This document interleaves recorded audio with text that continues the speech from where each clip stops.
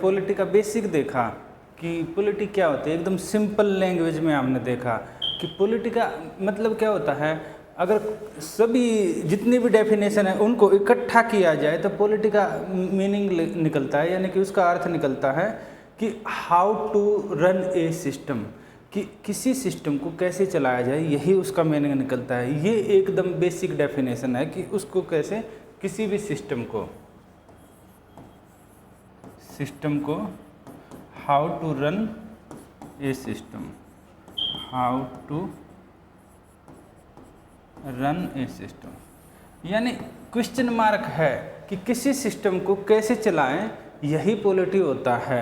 और जब चलाने के लिए हमें 3 चीज़ों की ज़रूरत पड़ती है, जिसको बोला जाता है गवर्नमेंट। किसी भी देश को उसकी सरकार चलाती है।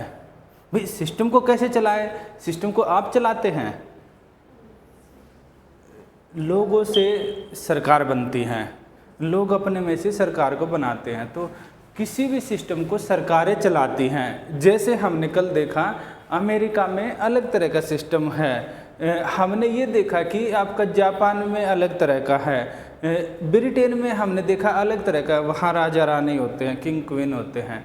इंडिया में हम देखते हैं पार्लियामेंट्री सिस्टम है, पार्लियामेंट्री यानी कि भारत में संसद है, पार्लियामेंट है।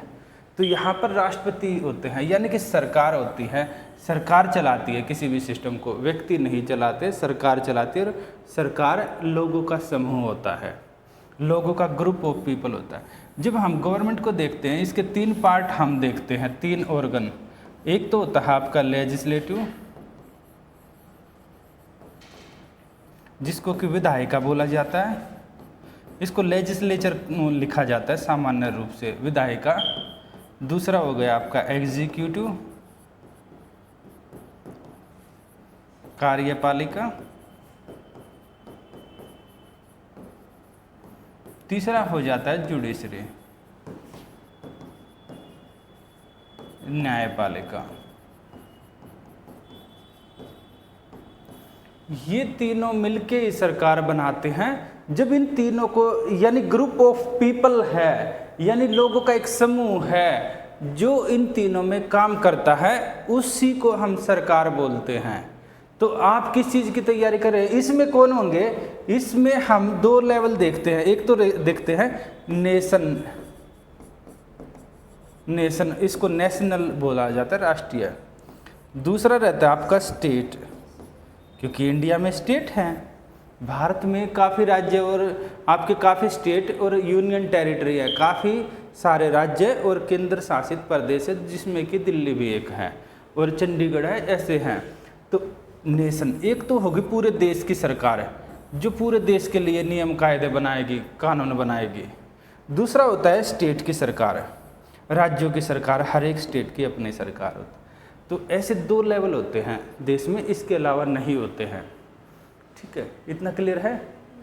यहाँ वाला हमने देखा था नेशन लेवल पर, ये हमने देखा था लेजिस्लेटर क्या होता है। इसमें आपका लोकसभा आ जाएगा, राज्यसभा आ जाएगा, लोअर हाउस अपर हाउस आ जाएगा। ठीक है, ये आ गया नेशन, पूरे देश के लिए सरकार बनाएगी। मोदी जी अगर कोई कानून बनाएंगे पूरे देश के लिए बनाएंगे। ठीक है। दूसरा होता है एग्जीक्यूटिव, जो आपके एमपी होते हैं नेशनल लेवल पर, इन्हीं में से कुछ लोग, इन्हीं में से जिस पार्टी को ज़्यादा सीटें मिलती हैं, एमपी तो सब हो जाएंगे। राहुल गांधी भी एमपी है, वो भी आपका लेजिस्लेटिव का हिस्सा है, विधायिका का हिस्सा है, पर राहुल गांधी जी सरकार में तो नहीं है। स्मृति ईरानी का नाम सुना है? स्मृति ईरानी क्या सरकार का हिस्सा है? अगर उन्हें कोई मंत्री बना दिया गया सरकार का हिस्सा है, अगर मंत्री नहीं है तो नहीं है। एमपी कितने होते हैं आपके? एक तो होते हैं लोकसभा में, एक होते हैं राज्यसभा में।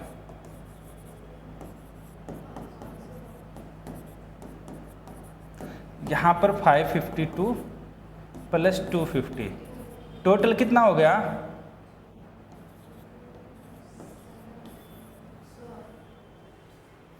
है ना? क्या ये सरकार बनाएंगे? राज्यसभा के मेंबर नहीं बनाते हैं सरकारें। सरकार आपकी बनेगी, यहां पर बनती बिगड़ती है। आप जो वोट देते हो इनके लिए वोट देते हो, इनका तो वोट देते ही नहीं हो आप। इनका तो जो आपके एमएलए होते हैं वो बनाते हैं अपने में से इनको। तो सरकार यहां पर बनेगी। इसमें कौन आ जाएगा? इसमें आपका आ जाएगा कार्यपालिका, राष्ट्रपति, प्रधानमंत्री, president, prime minister, council of minister, मंत्रिपरिषद, कैबिनेट, मंत्रिमंडल, ये सारी चीजें मिलके बनती है। यानी इसमें जो आपकी एग्जीक्यूटिव होगा इसमें आ जाएगा आपका प्रेसिडेंट, राष्ट्रपति, प्राइम मिनिस्टर, इसके अलावा आ जाएगा कैबिनेट, इसके अलावा आ जाएगा आपका काउंसिल ऑफ मिनिस्टर।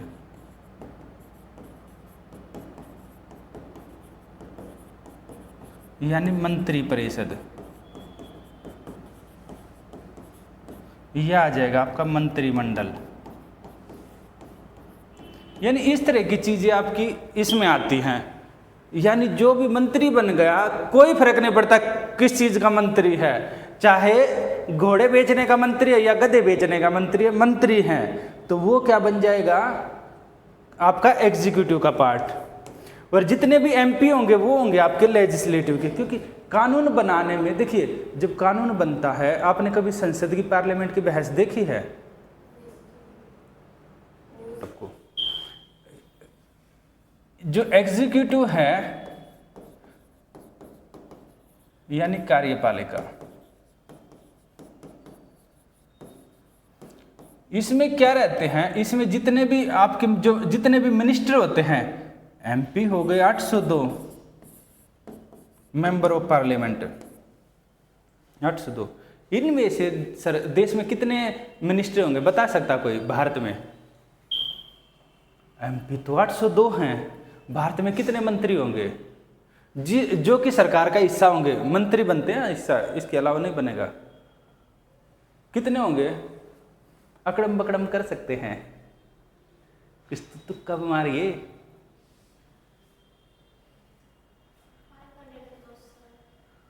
क्या बात है, ठीक है, अच्छा है, कुछ तो बोला ना। देखिए क्लास में बोलोगे, पॉलिटिक्स की क्लास है, डिबेट नहीं होगी तो चलेगी नहीं, क्लास बेजान हो जाएगी। पॉलिटिक्स की क्लास का मतलब क्रॉस, ठीक है या गलत है? अब बताइए उसमें क्या लॉजिक है? उठाकर अपनी बेंच पर वो मार दिया शीशा, वो बोतल फोड़ दी, क्या लॉजिक है? कोई लॉजिक नहीं है, करते हैं। तो पॉलिटिक्स की क्लास ऐसी चलती है।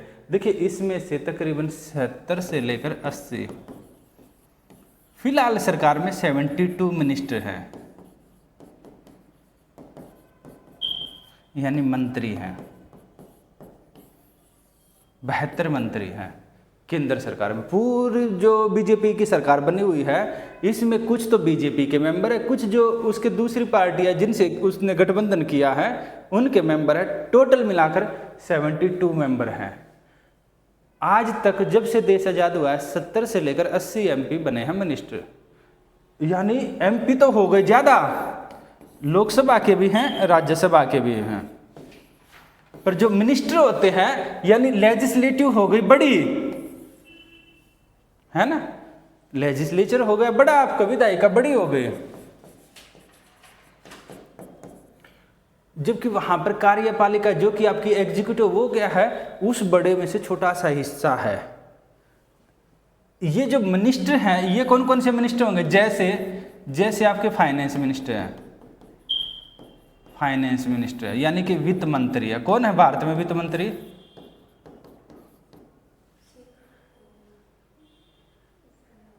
हाँ सही बोल रहे थे, बिल्कुल सही बोला, निर्मला सीतारमन। इसमें आपके होम मिनिस्टर कौन है? वित्त मंत्री का काम क्या होता है? ठीक है, मैं आपको एक हल्का सा एग्जाम्पल बताता हूँ, अपने घर से ही लेकर चलिए। पहले ये बताओ, ठीक है, पहले मैं पूछता हूँ बाद में। आपका घर चलता है, माता जी काम करती हैं, क्या काम करती हैं? अलग काम करती है, ठीक है। पिताजी है कुछ अलग काम करते हैं, भाई है कुछ अलग काम करता है, सिस्टर है कुछ अलग काम करती है, सब अलग अलग काम बटे होते हैं। सेम देश अगर चलाना है, घर ही छोटा सा होता है, छुटकू सा घर होता है, उसी में काम बट जाते हैं। मेड आती है या फिर मेड आती है या फिर कुक वगैरह जो भी आता है, वो उनका काम अलग होता है, सफाई वाले का अलग होगा, सबका काम अलग रहेगा। जब देश इतना बड़ा चलाना है तो क्या होगा, उसमें तो डिवीजन ऑफ लेबर होना चाहिए, यानी कि जो श्रम का विभाजन, अलग अलग व्यक्ति अलग अलग काम करे। जब अलग अलग काम करेंगे तो कोई व्यक्ति जो देश का सारा पैसा देखेगा, एक व्यक्ति को जिम्मेदारी सौंपी गई कि आप टैक्स देते हैं ना, आप में से कोई ऐसा तो नहीं जो टैक्स नहीं देता है, आप टैक्स देते हैं?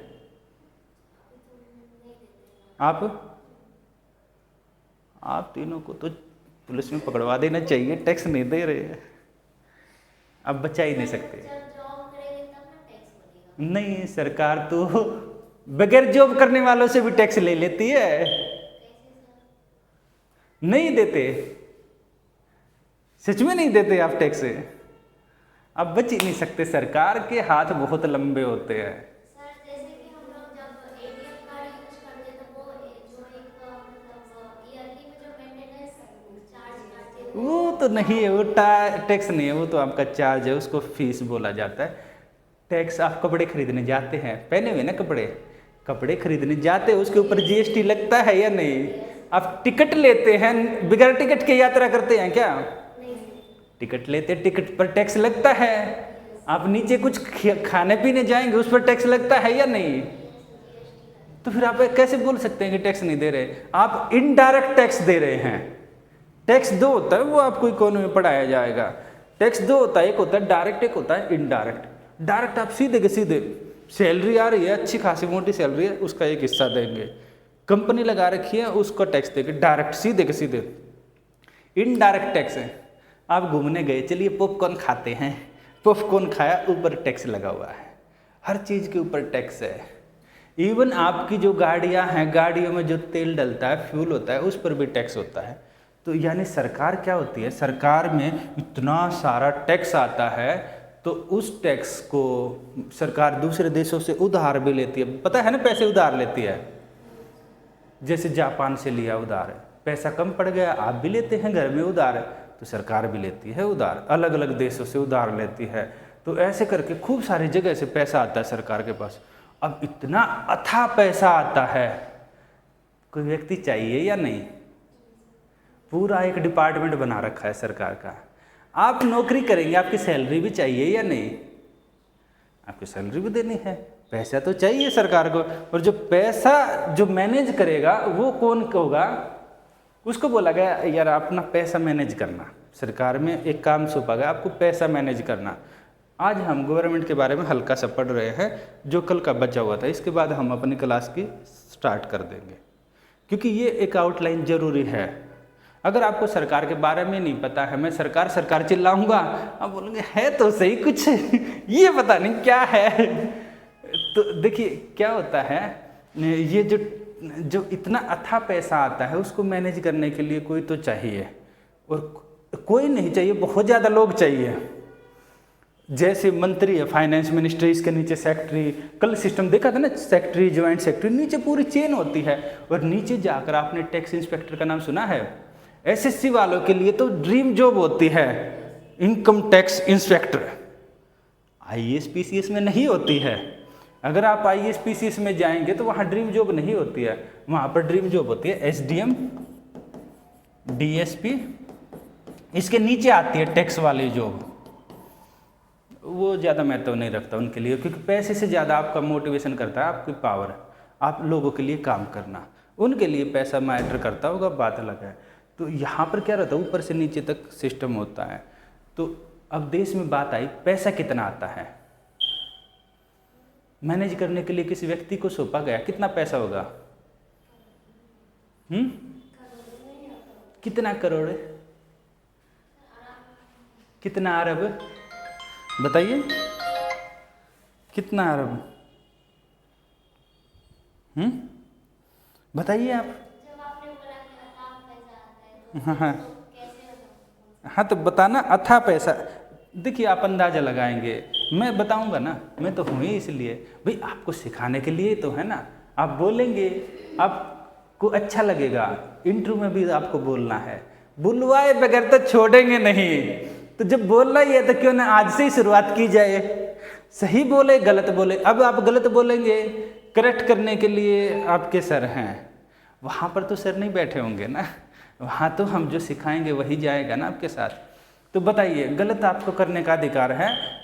सेकंड स्टेज आएगी जब हम आपके टेस्ट करेंगे ना, टेस्ट करवाएंगे खूब सारे, तब आप ठीक करना। अभी तो सीख रहे हैं ना, सीखने में तो गाड़ी चलाते हुए भिड़ाते हैं, इधर भिड़ा दे उधर भिड़ा दे, बताते नहीं नहीं ऐसे चलाना। तो अभी आप अंदाजा लगाइए कितना होगा, करोड़, अरब नहीं। देश का बजट 47 से 48 लाख करोड़ रुपए का है, लगभग 48 लाख करोड़। कितना करोड़ हो गया? आपके पास इतना पैसा हो क्या करें? कितना पैसा हो गया, गिन सकते हैं? गिन तो दिया 48 लाख। हाँ तो मशीन से गिना होगा, पैसे का पहाड़ लग जाएगा, ठीक है। इतना पैसा, तो इतना पैसा आता है, उसको मैनेज करने के लिए किसी व्यक्ति को जिम्मेदारी सौंपी गई। बोला गया आप हैं, आपको जितने व्यक्ति चाहिए हम आपको प्रोवाइड करेंगे। जैसे जिम्मेदारी तो एक ही व्यक्ति को सौंपी जाती है, सही हो या गलत हो।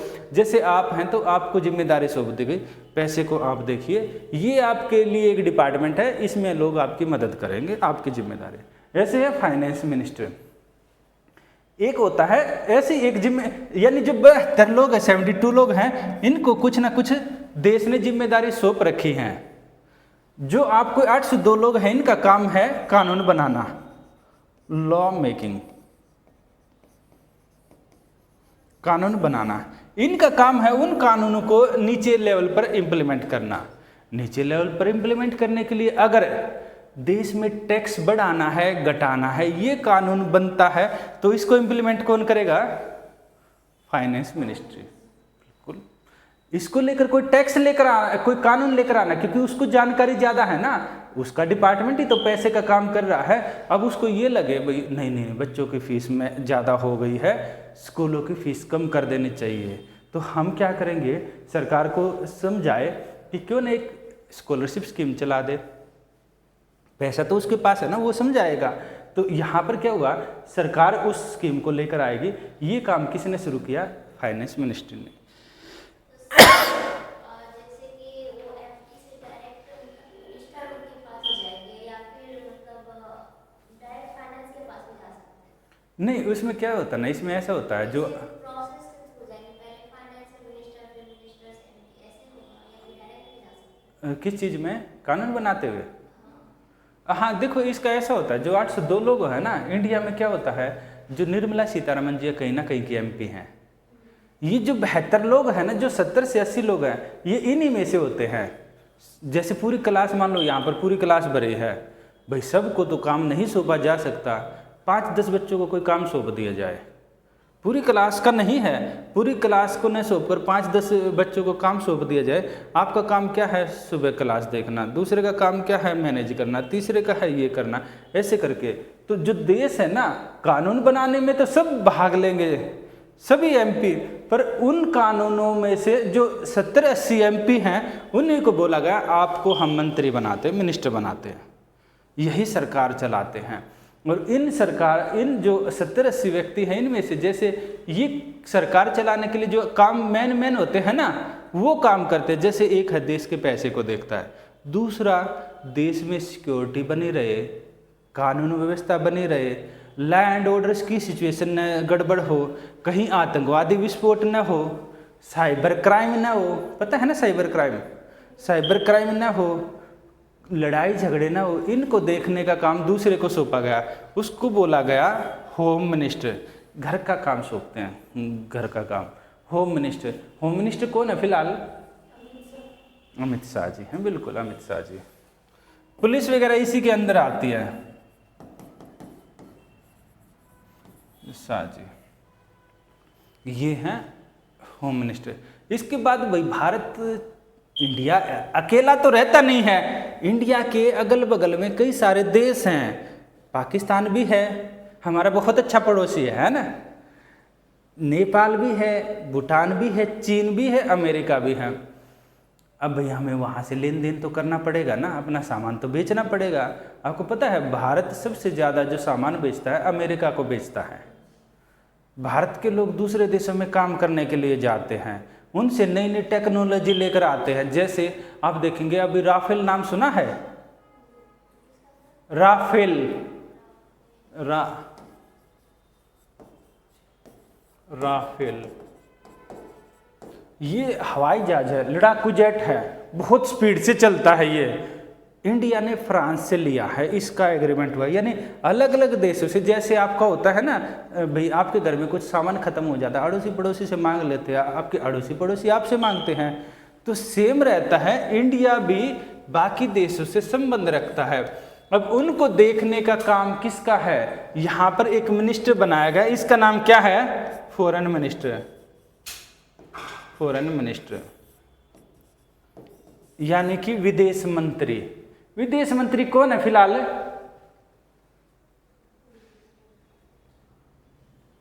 अकड़म बकड़म कितनी उम्र होगी, आप करते क्या है पहले मुझे ये बताइए, आप क्या देखते, 24 घंटे होते हैं, नाम तो सुना होगा।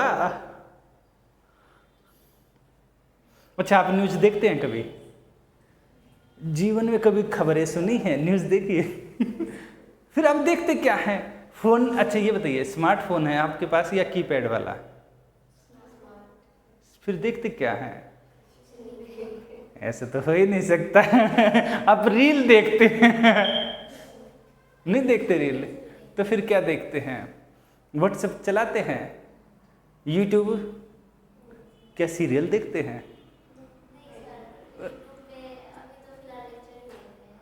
क्या देखते हैं अभी तो, अब से पहले सीरियल देखते हैं सीरियल बताते नहीं, देश का वित्त मंत्री कौन है, देश का आपका फॉरेन मिनिस्टर कितने सीरियल देखते हो आप ठीक है, सीरियल देखना कोई बुरी बात नहीं है, आपका शौक हो सकता है, कोई भी बुरा नहीं मानेगा, इंटरव्यू में भी नहीं मानता है। देखिए मेन ये है कि आपका जो फॉरेन मिनिस्टर है ना, एस जयशंकर करके हैं, काफ़ी ज़्यादा चर्चा में है, आपको बहुत चर्चा में, सबसे ज़्यादा जो फेमस है ना पढ़े लिखे लोगों में, वो उनमें से एक मिनिस्टर है। ऐसे करके ना अलग अलग व्यक्तियों को अलग अलग सरकार काम सौंपती है, तो जो जिन लोगों को काम सौंपती है वो तकरीबन 72 टाइप के काम सौंपे जाते हैं। ये मंत्री है, मंत्री भी 3 तरह के होते हैं, एक तो होते हैं नीचे वाले मंत्री, ऐसे करके एक मिनिस्टर होता है, जो ये 72 व्यक्ति है ना, 72 के आसपास ये मिनिस्टर हैं, इनको बोलते हैं council of minister, council of minister यानी कि मंत्री परिषद।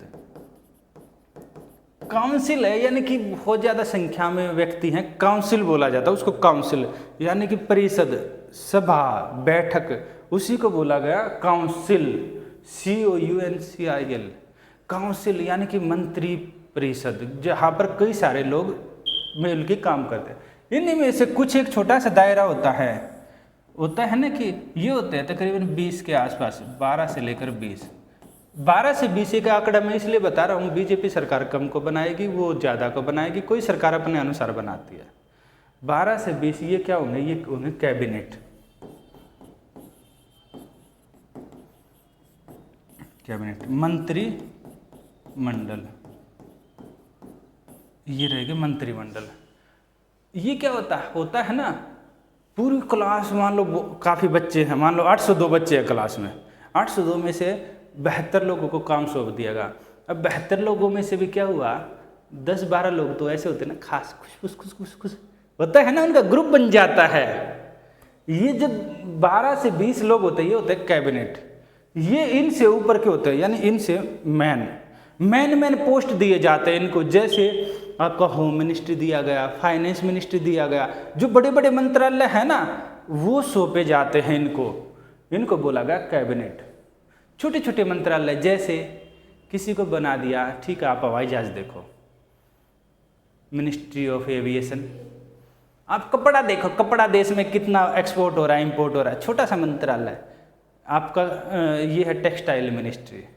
ऐसे जो छोटे छोटे होंगे वो आ जाएंगे इसमें 72 में। और जो मैन होंगे ना, जो जैसे होम मिनिस्ट्री होगा, फाइनेंस मिनिस्ट्री होगा, फॉरेन मिनिस्ट्री होगा, ऐसी मेन मिनिस्ट्री, डिफेंस मिनिस्ट्री हो गया, रक्षा मंत्रालय, ये हो गए आपके 12 से 20 मैन। इनमें से अपने में से ये व्यक्ति ये मानते हैं, गांव में सरपंच चुना जाता है ना, अपने में से किसी को तो मैन मानेंगे भाई, हम सब किसकी बात माने। अगर कोई विवाद हो जाए, बात किसकी मानेंगे, किसी को एक को बनाया जाएगा मैन। अपने में से किसी एक व्यक्ति को मैन बना देते हैं, इसको बोला जाता है पीएम। मिनिस्टर तो ये भी है, MI मिनिस्टर है। अपने में से क्या बना दिया, प्राइम यानी कि प्रमुख, प्रधान। जैसे गांव का प्रधान होता है ना, हिंदी में लिखेंगे प्रधान, मंत्री है तो ये भी एक मंत्री। अपने में से मैन बना दिया भाई, हम ये हमारा लीडर है, ये हमारा प्राइम है। तो दोनों को जब मिला देंगे, प्राइम और मिनिस्टर को, दोनों वर्ड को मिलाएंगे, बन जाएगा आपका प्राइम मिनिस्टर। यही कहानी होती है, इससे ज़्यादा होते ही नहीं है सरकार चलाने की। सरकार यही चलाते हैं, पूरे देश की सरकार ये 72 लोग चलाते हैं। इनके 3 दायरे होते हैं, एक होता है आपका काउंसिल ऑफ मिनिस्टर, दूसरा होगा कैबिनेट, तीसरा होगा पीएम। यही होते हैं, यही सरकार चलाएंगे। भारत की सरकार यही 3 लोग चलाते हैं, यही 3 टाइप के चलाते हैं, ठीक है।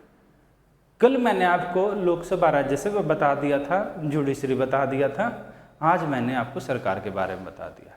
हल्का सा अकड़म बकड़म करके कुछ बनाना है, बना सकते हैं।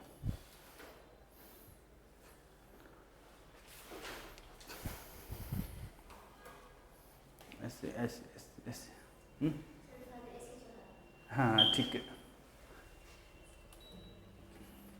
इसको सेवर ऊपर कर देते हैं इसको।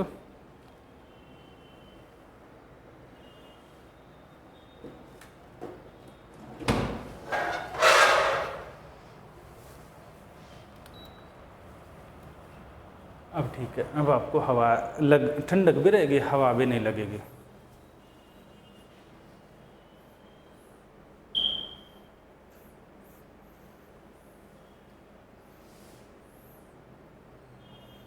अब आपसे कोई सरकार के बारे में पूछे तो आप बता देंगे ना आराम से?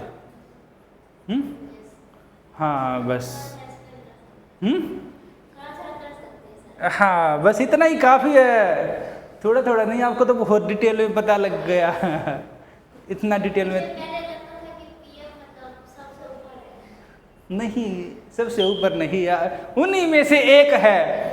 इसलिए बोलते हैं सब ने मिलके कभी किसी को पीएम बना देते हैं, कभी किसी को बना देते हैं, अपने में से किसी व्यक्ति को चुनते हैं। यहाँ जो भी आपको लगता था ना, पॉलिटिकल क्लास करने के बाद सारी चीजें उलट पुलट लगेंगी, अरे ऐसा भी होता था। हो, इसको बना लो, हो गया, ठीक है। अब आप हल्का सा लिखना शुरू कर दो, ठीक है। ये आपकी क्लास अब स्टार्ट होती है। क्लास तो आपकी पहले से स्टार्ट है, कल से, पर वो एक आपका इंट्रोडक्शन होता है कि सिस्टम कैसे चल रहा है, चीज़ें क्या है सरकार। तो हम पढ़ेंगे इंडियन पॉलिटी एंड गवर्नेंस, क्योंकि आपका जो पेपर है उसमें यही लिखा है इंडियन पॉलिटी एंड गवर्नेंस।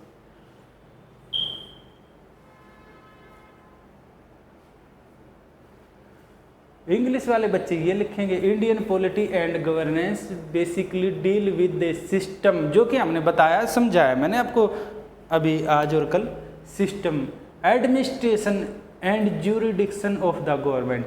भारतीय राजनीति और शासन व्यवस्था मूलतः सरकार की प्रणाली, प्रशासन और अधिकार से संबंधित है। वही बातें जो मैंने बताई है, सिर्फ लिखने की लैंग्वेज में ये है।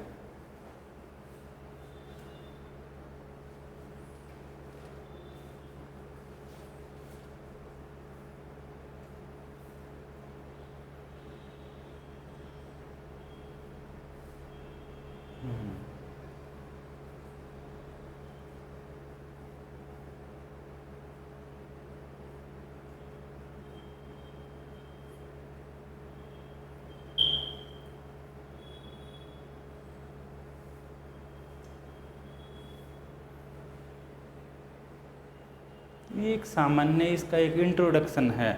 अगर इसकी डेफिनेशन बोली जाए तो डेफिनेशन आगे है।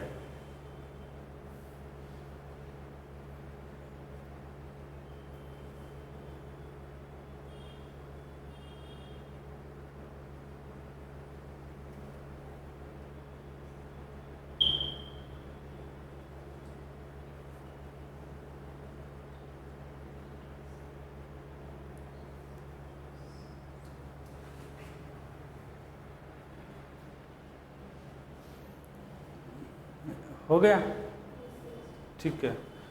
आपका ये रहेगा, इसकी डेफिनेशन बोलते हैं। अब जो हमने बात किया ना, वही डेफिनेशन की हम बात करते हैं, जो अब तक बात किया उसको हम लिखेंगे कैसे, यानी पॉलिटी। देखिए जो आपका पेपर है ना, आपका पेपर में लिखा हुआ है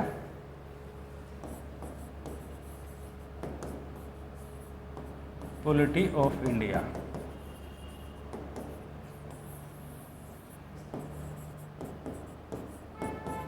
भारत की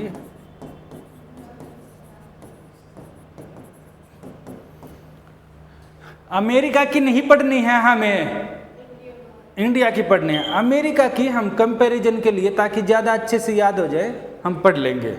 जैसे इंडिया में सिस्टम कैसे चलता है तो हल्का सा अमेरिका में देख लेंगे, हल्का सा हम देख लेंगे ब्रिटेन में, हल्का सा देख लेंगे साउथ अमेरिका में, थोड़ा थोड़ा देख लेंगे, ताकि जो हमारे काम का है, हम जब वही रहता है ना कि हमें अपने घर का तो पता है, पड़ोसी का भी देख लेंगे कि भाई वहाँ क्या क्या चीज़ें अच्छी हैं, सेम रहता है। तो हम पढ़ेंगे इंडिया की पॉलिटी, यानी इंडिया की सरकार इंडिया के सिस्टम को कैसे चलाती है। और इंडिया की सरकार किसके बेस पर चलती है? इंडिया की सरकार चलती है आपके कानून के आधार पर, और आपके लॉ के आधार पर। जो लॉ है उसका कोडिफिकेशन दिया आपके कॉन्स्टिट्यूशन में, यानी इंडिया की सरकार चलती है कॉन्स्टिट्यूशन के बेस पर। हो सकता है नॉर्थ कोरिया की सरकार नहीं चलती हो, राजा हो सकता है जहाँ पर राजा है वहाँ पर कॉन्स्टिट्यूशन नहीं हो। जैसे कॉन्स्टिट्यूशन दो तरह का होता है। इंडिया में कॉन्स्टिट्यूशन जब देश आज़ाद हुआ, इंडिया आज़ाद हुआ तो लिख दिया गया, आपस में डिबेट हुई, लिखा गया, लिख के ऐसे लिख दिया भाई, 1 पेज 2 पेज जैसे आप लिख रहे हैं सेम लिख दिया कि देश कैसे चलेगा, हर चीज़ के बारे में। ब्रिटेन में क्या था? ब्रिटेन में कभी लिखा ही नहीं गया। वहाँ पर एक कानून बना, दूसरा कानून बना, तीसरा कानून बना, तो वहाँ लिखा नहीं गया है। तो कॉन्स्टिट्यूशन भी पर वहाँ रिटर्न में नहीं है, ऐसे लिखा नहीं गया है। तो जो इंडिया की सरकार चलेगी, इंडिया की पॉलिटी पढ़ेंगे हम, इंडिया की सरकार कैसे चलती है। तो इसमें हम क्या देखते हैं, यहाँ पर आप देख लो डेफिनेशन पॉलिटी की क्या है, लिख लो। पॉलिटी इज, ये ऊपर वाला ही लिखना, नीचे वाला मत लिखना, आपके काम की ऊपर वाली ये लाइन है, ये वाली। A polity is an organise society, एक संगठित समाज है। सच एज नेशन, कोई देश भी हो सकता है, जैसे कि इंडिया, हम इंडिया की पॉलिटी पढ़ रहे हैं। सिटी, चलिए पहले लिखिए फिर बात करता हूँ।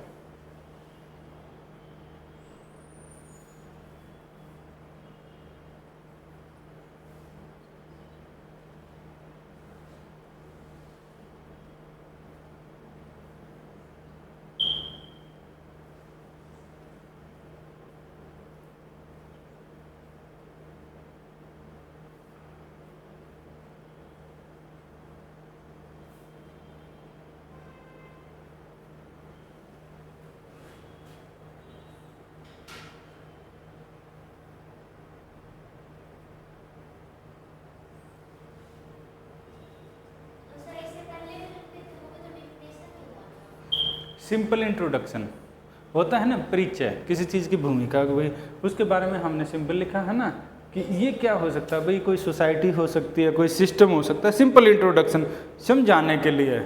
ये इसकी डेफिनेशन स्पेसिफिक होती है। कहीं पॉलिटी की डेफिनेशन लिखी जाए तो ये लिखी जाएगी, वो नॉर्मल बोलचाल में समझा दिया जाता है, कई डेफिनेशन का कंक्लूजन है वो। ये एक डेफिनेशन है। क्या हो सकता है इसकी परिभाषा, यानी पॉलिटी की क्या परिभाषा हो सकती है? पॉलिटी होता है ऑर्गेनाइज सोसाइटी। देखिए संगठित समाज, क्या होता है संगठित समाज, ऑर्गेनाइज सोसाइटी? हाँ बोलिए।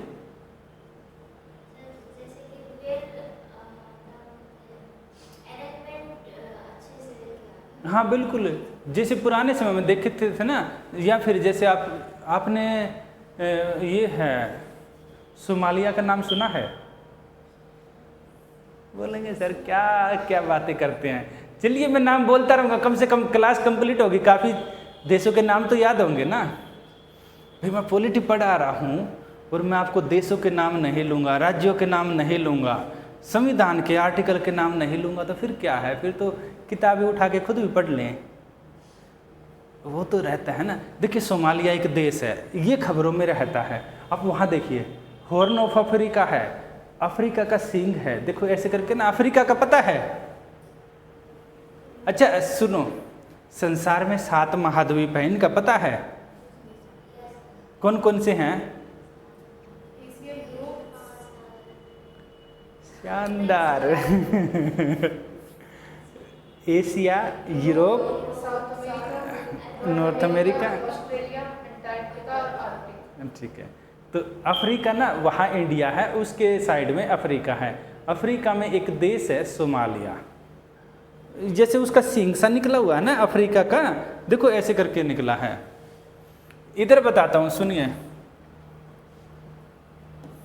इंडिया है, दिखाई दे रहा है ना, यहाँ पर और देश है, यहाँ पर ऐसे अफ्रीका है, दिखाई दे रहा है? ये है ना, देखो अफ्रीका, इंडिया से इधर है अफ्रीका, ये एक बड़ा सा दिखाई दे रहा है। इसके यहाँ पर एक देश है किनारे पर, दिखाई नहीं, वो वहाँ पर आप मैप देखेंगे तब दिखाई देगा, छोड़िए उसको। यहाँ पर ना एक देश है, देखो इधर देखो बेटा, ये देश है सोमालिया करके नाम है इस देश का, सोमालिया। तो इंडिया का क्या है, इस देश में क्या है, इस देश में सरकार ही नहीं है। हाँ, इस देश में क्या हुआ, सरकार, जैसे भारत में नक्सलाइट का नाम सुना है? नक्सलवादी हैं वो, जैसे मान लो सरकार को कब्जा ले, ऐसे जैसे कई सारे जैसे अपराधी हैं, चोर उचक्के हैं, सरकार पर हमला कर दे, उनको बोला जाता है रिबेलियन ग्रुप। रिबेलियन ग्रुप, इनको बोला जाता है विद्रोही समूह। जो ये विद्रोही समूह है ना, वहाँ पर आपस में जैसे हो गया ना कि भाई हिंदुओं ने एक अलग बना लिया, एक जाति ब्राह्मणों ने अलग बना लिया, अलग अलग लोगों ने एक अलग अलग अपनी सेना टाइप की बना ली। देश की सरकार ही नहीं बन पा रही है। देश की सरकार है तो एक छोटे से नाम मात्र की है, छोटे से एक 2 डिस्ट्रिक्ट में सिमट जाए, और देश के ऊपर किसका राज होगा? अब राज किसी का नहीं होगा। वो बोलेंगे हमारा एरिया, वो बोलेंगे हमारा एरिया, तो उसको बोलते हैं फेलियर स्टेट, अनऑर्गेनाइज टाइप का होता है। या फिर इसका एक ऐसा भी एग्जाम्पल दूसरा लिया जा सकता है, जैसे आप पुराने समय में देखते थे, होता है ना शिकार, हुला ला लाहू ऐसे करते थे, देखा था ना? वो क्या करते थे, शिकार कर लिया, कोई सिस्टम नहीं है, कोई प्रॉपर है। यहाँ तो क्या है, सिस्टम है, सिस्टम में सरकार है, आपको इलेक्ट्रिसिटी प्रोवाइड करना है, किसको?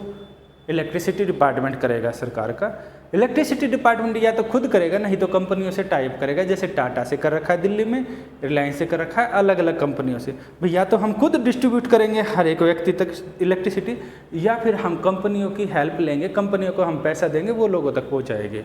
एक प्रॉपर डिपार्टमेंट है। हेल्थ है, हेल्थ या तो हेल्थ मिनिस्ट्री करेगी, स्वास्थ्य मंत्रालय, वो क्या करेगा, सरकारी हॉस्पिटल खोलेगा, आपको सरकारी मेडिकल सरकारी जो आपके प्राइमरी हेल्थ केयर होते हैं, गए हैं, डिस्पेंसरी बोला जाता है।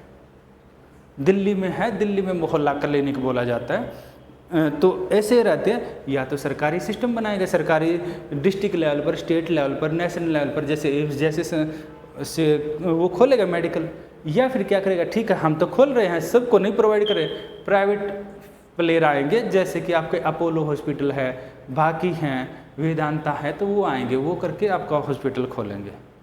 तो ये रहता है, यानी कि यहाँ क्या है, एक प्रॉपर सिस्टम चल रहा है। जहाँ ये प्रॉपर सिस्टम है उसको बोला जाता है ऑर्गेनाइज सोसाइटी। जहाँ ये चीज़ें पता ही नहीं है, कोई कुछ कर रहा है, कोई नहीं कर रहा है, पता ही नहीं है। जैसे पुराने ज़माने में होता था, किसी ने शिकार किया, शिकार करके यही नहीं पता किसको बेचना है, कौन बाकी चीज़ें प्रोवाइड कर रहा है, तो उसको बोला जाता है अनऑर्गेनाइज।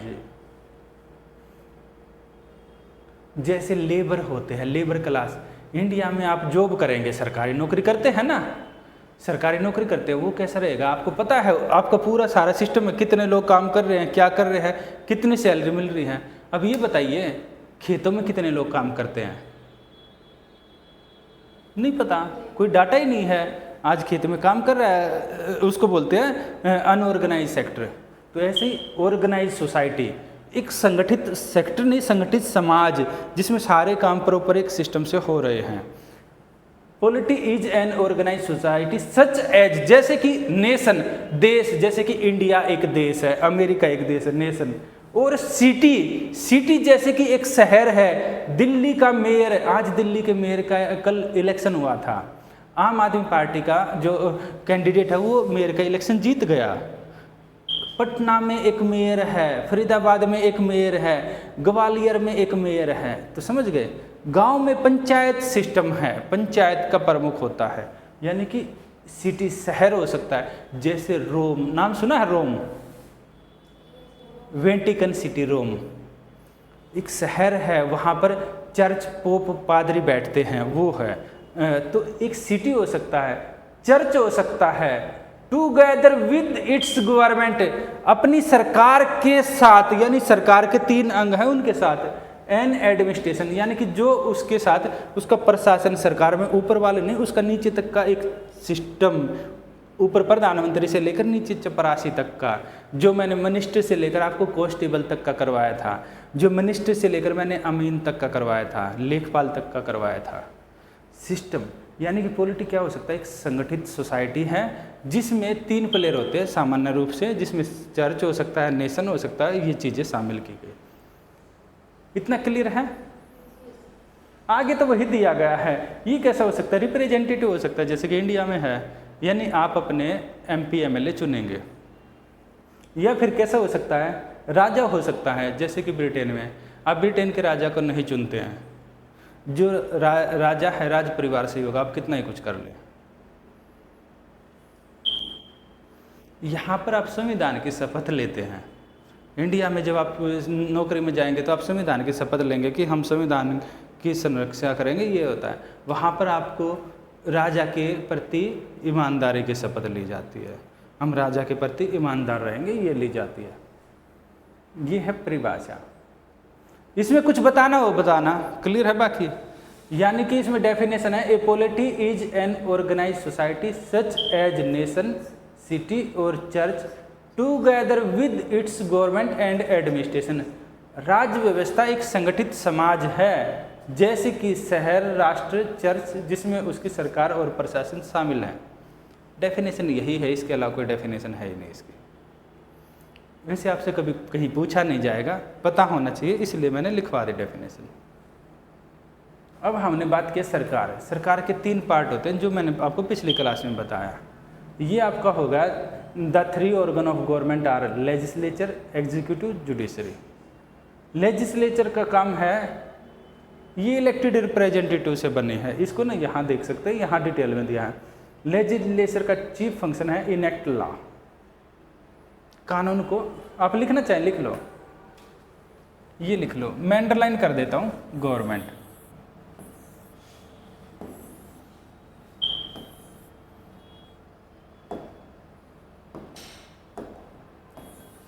गवर्नमेंट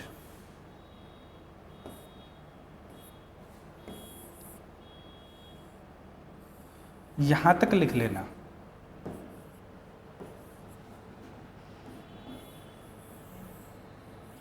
ये ऊपर से लेकर यहां तक लिख लेना, पहले में यही लिखना।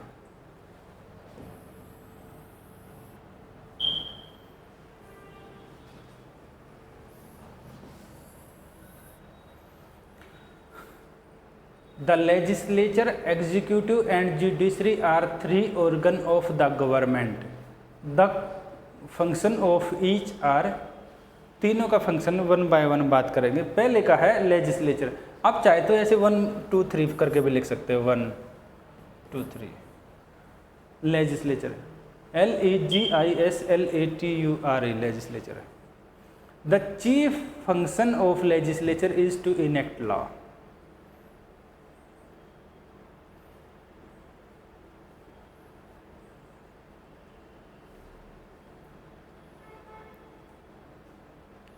इससे ज़्यादा लिखने की जरूरत ही नहीं है।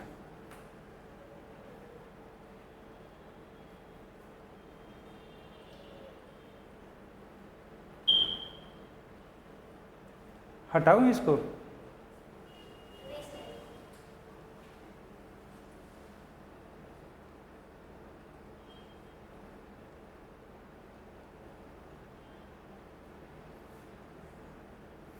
विधायिका का मुख्य कार्य कानून बनाना है। यह कानून और प्रक्रियाएं बनाता है। ठीक है, बाकी तो आपको ये वीडियो मिलेगा, उसमें कितने ही राम कहानी लिखते जाना रोक कर, आपके नोट्स के लिए इतना ही काफ़ी है। अगला है एग्जीक्यूटिव। सेकंड पार्ट होता है जो हमने कल बात किया था, एग्जीक्यूटिव। एग्जीक्यूटिव का क्या काम होता है? लॉ का इम्प्लीमेंटेशन, कानून का लागू करना। बिल्कुल। द एग्जीक्यूटिव, इसमें लिख लो, ये इसका पहले वाला इतना ही डेफिनेशन लिखना। ये the executive is the organ, executive is the organ that implements the law enacted by legislature and enforce the will of the state.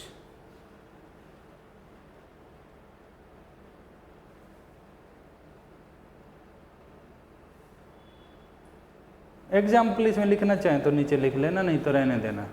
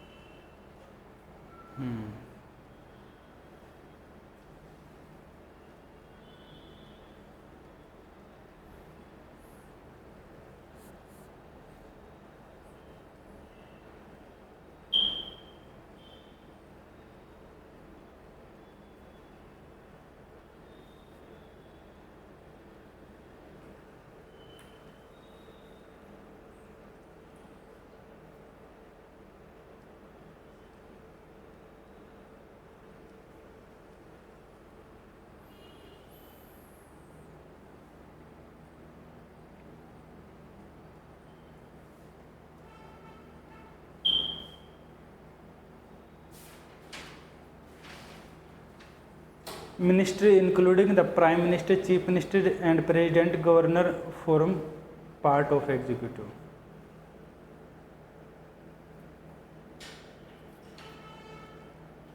हो गया? इतना क्लियर है? ठीक है। अब तीसरा क्या था? जुडिशरी, जो रॉन्ग और राइट की बात करता था। और किसके आधार पर करता है? ये बेस बनाता है कॉन्स्टिट्यूशन को, यानी कि लॉ का। इसमें क्या है? जुडिशरी है, they interpret the law made by the judiciary is that branch of government that interpret the law settle dispute. इसको इतना कर देना, and administrate judicial system to the citizen. ऊपर वाली लाइन छोड़ देना इसमें। ये है आपका The judiciary is that branch of government that interpret the law, settle dispute and administer justice to all citizen।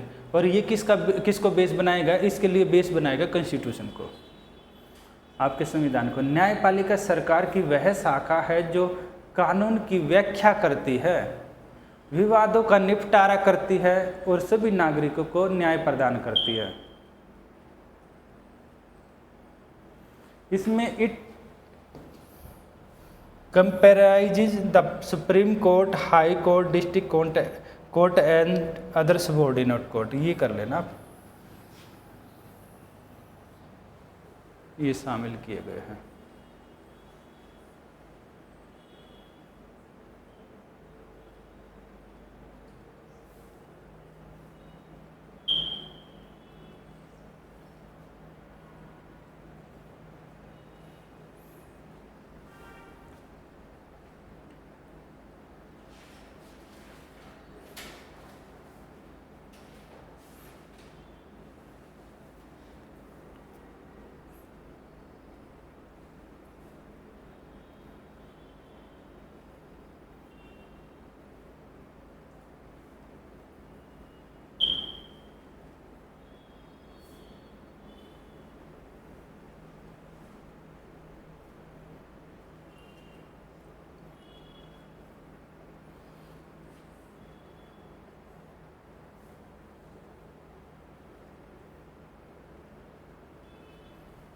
हो गया, ठीक।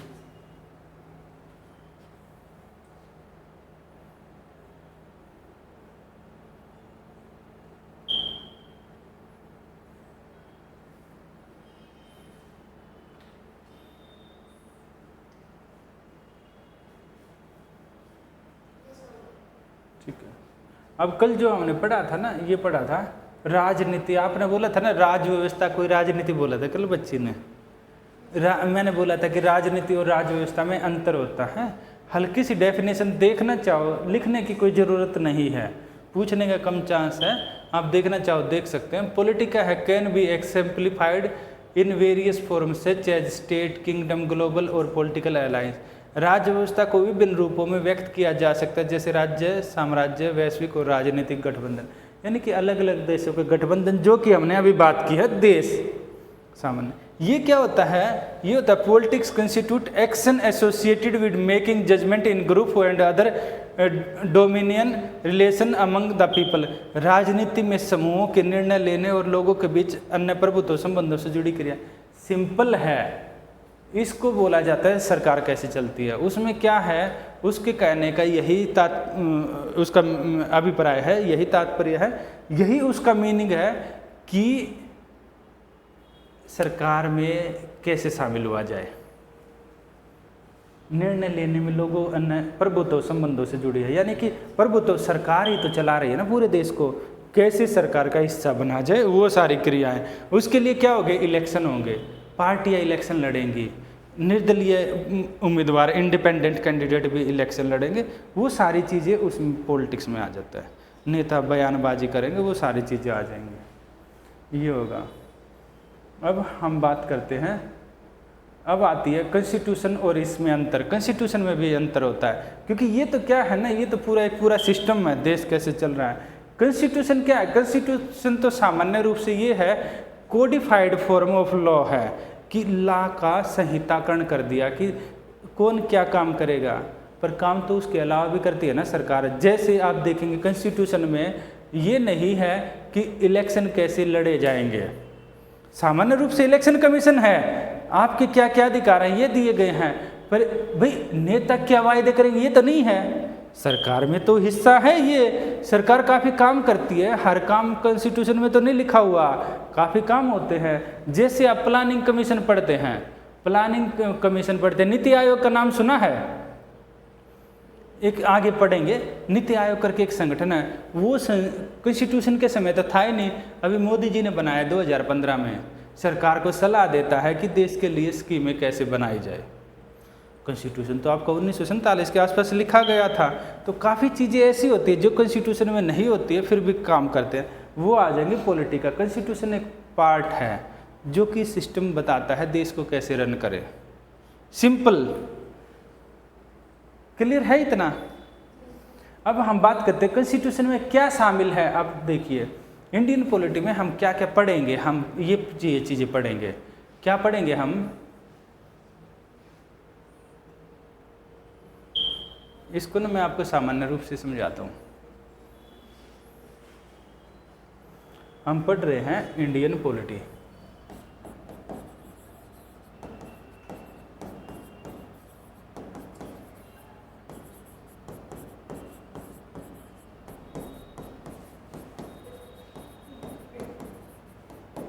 ये भारतीय राज्य व्यवस्था हमें करना है ना, यही करना है इंडियन पॉलिटी। इंडियन पॉलिटी में हमें क्या है, तो यानी हमें इसमें देखना है कि इंडिया कैसे रन हो रहा है, यही तो देख रहे हैं ना। इंडिया कैसे रन हो रहा है, किसके बेस पर हो रहा है? इंडिया हो रहा है कॉन्स्टिट्यूशन के बेस पर रन, इंडिया हो रहा है संविधान के आधार पर, संविधान, कॉन्स्टिट्यूशन, कॉन्स्टिट्यूशन के बेस पर इंडिया रन हो रहा है, कॉन्स्टिट्यूशन के बेस पर, संविधान के आधार पर इंडिया को चलाया जा रहा है, संविधान के आधार पर। और संविधान क्या है? जब देश आज़ाद हुआ ना, अंग्रेज यहाँ से चले गए तो बात आया, पहले तो अंग्रेज अपने अनुसार चला रहे थे। आपको पता है अंग्रेजों ने ताज होटल का नाम सुना है? ठीक है, कोई बात नहीं। ताज होटल करके काफ़ी फेमस होटल है बम्बई में।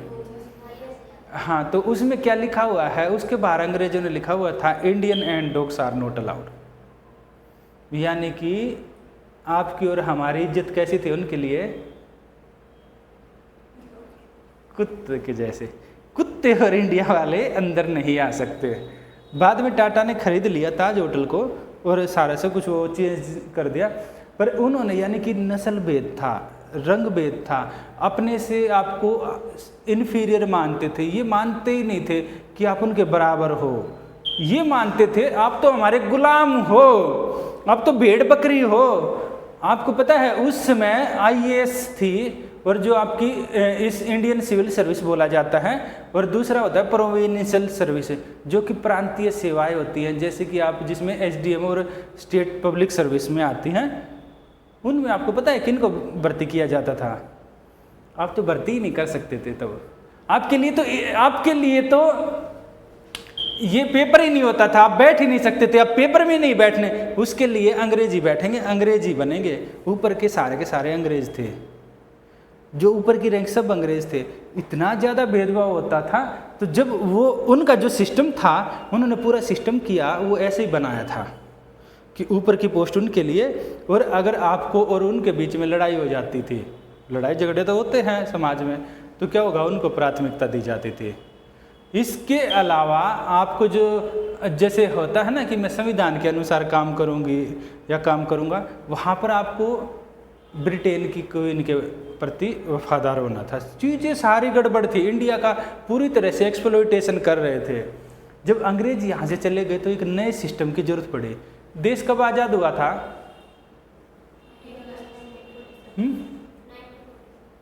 श्योर?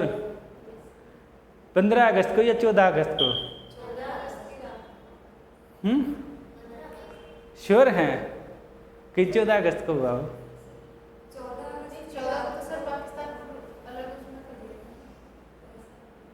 श्योर हैं? सही है, चलिए कुछ तो कन्फर्म है। 15 अगस्त को ही देश आज़ाद हुआ था, एकदम श्योर है। बहुत खुशी हुई आपको पता है देश कब आज़ाद हुआ था सुन के। तो जब देश आज़ाद हुआ था, अंग्रेज यहाँ से चले गए। जब अंग्रेज चले गए तो देश का हमें अपना देश चलाना था ना। अब बात आई, हम देश कैसे चलाएंगे? अंग्रेज तो चले गए, राजा रानी तो नहीं रहे। राजा कब मर गए? जब मुगल आए थे, उससे पहले ही मर चुके थे राजा, काफ़ी टाइम पहले मर गए थे। तो मुगल आए उसके समय थे, जब अंग्रेज आए उससे पहले 1857 की क्रांति का सुना है कभी? 1857। उसमें क्या था, जो अंतिम मुगल बादशाह थे बहादुर शाह जफर, उनको उठाकर रंगून भेज दिया गया था। रंगून है म्यांमार में, कल बात कर रहा था, म्यांमार भारत के बॉर्डर के साथ है, वहाँ पर एक जगह है उसका नाम है रंगून।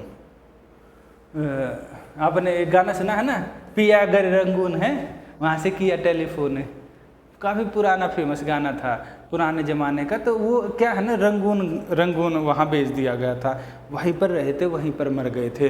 तो ये क्या रहता है, जब वो चले गए यानी कि राजा तो ख़त्म हो गए, अंग्रेजों ने अपने अनुसार देश चलाया, अपने नियम कायदे बनाए। अंग्रेज चले गए तो हमें भी तो नियम कायदे बनाने हैं ना। देश में कौन देश को चलाएगा, कौन देश का प्रमुख बनेगा, सरकार कैसे बनेगी, लोगों को क्या अधिकार देंगे, सारी चीज़ों की बात करी थी। सरकार कैसे काम करेगी, तो ये सारी चीज़ें दी गई। आपस में काफ़ी ज़्यादा चर्चा हुई। फ्रीडम फाइटर का नाम सुना है? स्वतंत्रता सेनानी, जैसे कि आपके जवाहरलाल नेहरू थे, महात्मा गांधी थे, सुभाष चंद्र बोस जी थे, सरोजिनी नायडू थी, बिल्कुल थी। इसके अलावा भगत सिंह से लेकर काफ़ी लीडर थे। जो इनमें से कुछ लीडर ऐसे थे जब देश आज़ाद हुआ तो जिंदा थे, जैसे सरदार पटेल है, राजेंद्र प्रसाद है, राजेंद्र बाबू भी बोलते हैं, जयप्रकाश नारायण है। इसके अलावा काफ़ी लीडर ऐसे थे जो उस समय जीवित थे। तो उन सब ने क्या किया, उन सब ने मिलकर ये बात किया, हम अपने देश को कैसे चलाएंगे। उन्होंने आपस में, जो पार्लियामेंट है ना, जिसको मैं पुराने पार्लियामेंट दिखा रहा था, वहाँ पर बैठे, अंग्रेज तो चले गए, वहाँ पर बैठ के आपस में उन्होंने बातें करके बोले कि हम देश को ऐसे चलाएंगे। सब ने मिल के डिसाइड किया। काफ़ी लंबा समय लगा, 2 साल 11 महीने 18 दिन लगे, कम समय नहीं होता है। आपकी क्लास तो पॉलिटी की शुरू हुई है, आज दूसरा ही दिन है, कल ही तो शुरू हुई है ना। तो 2 साल 11 महीने 18 दिन हम क्लास करें, कैसा होगा पॉलिटी? काफ़ी अलग हो जाएगा। तो सेम इतना ही टाइम लगा आपका संविधान बनाने में देश के लिए। तो देश का जब संविधान बना, तो जब संविधान बना ये बताया कि देश कैसे चलेगा, यही बात कर रहे थे। उन सब को किसी को सौंप दिया गया, भाई एक व्यक्ति जैसे बैठा दे, भाई हम कंक्लूजन पर ये पहुँचे हैं कि ऐसे चलेगा वैसे चलेगा, ये देश का प्रमुख बनेगा, ऐसे लोक सेवाएं होंगे, सिविल सर्विस ऐसे होंगे, एग्जाम ऐसे होंगे, वो सारी चीज़ें ऐसे लिखते गए, 1 2 3 4 5 6 7 8 ऐसे लिखते गए। इनको क्या लिखा, ऐसे करके 395 बातें हुई जिन पर सबकी सहमति बनी। होता है ना, एक बात लिख दिया, जैसे आपने अभी लिखा है 1 2 3 4 करके ऐसे लिखता गया कि सबसे पहले भारत नाम रखें या इंडिया नाम रखें। ये भी बात उठी, भाई सबसे पहले तो होता है ना आपका नाम क्या है, बोले कि अच्छा आप दूसरे देश में जाएंगे तो आपका नाम का ही नहीं पता है तो क्या रखें, बोले कि भारत रखे, हिंदुस्तान रखे, इंडिया रखे, आर्यवर्त रखे, सेंधो प्रदेश रखे, क्या रखे। बात यहाँ हुई, सबसे पहले तो ये होता है ना भाई नाम क्या रखे, बच्चे का नामकरण करे, तो आपस में डिबेट हुई। फिर होता है ना, माता जी बोलते हैं नहीं मुझे तो सुन्नू मुन्नू पसंद है, पापा बोलेंगे नहीं मुझे तो राजा बेटा राजा रानी बेटी पसंद है, ये बोलेंगे मुझे तो ये पसंद है। ऐसे करके आपस में जब बात हुई, लास्ट में डिसाइड हुआ India that is Bharat is the union of state, India जो कि भारत है ऐसे नाम रखा गया। तो ऐसे एक बात हो गई। दूसरी बात, इंडिया में किन किन को शामिल किया जाएगा, भाई नाम तो रख दिया, सेकंड किसको शामिल किया जाएगा, ऐसे कर करके तीसरी बात, भाई किन को अलग भी हो सकते हैं स्टेट, तो कैसे होंगे, नहीं हो सकते तो क्यों नहीं हो सकते।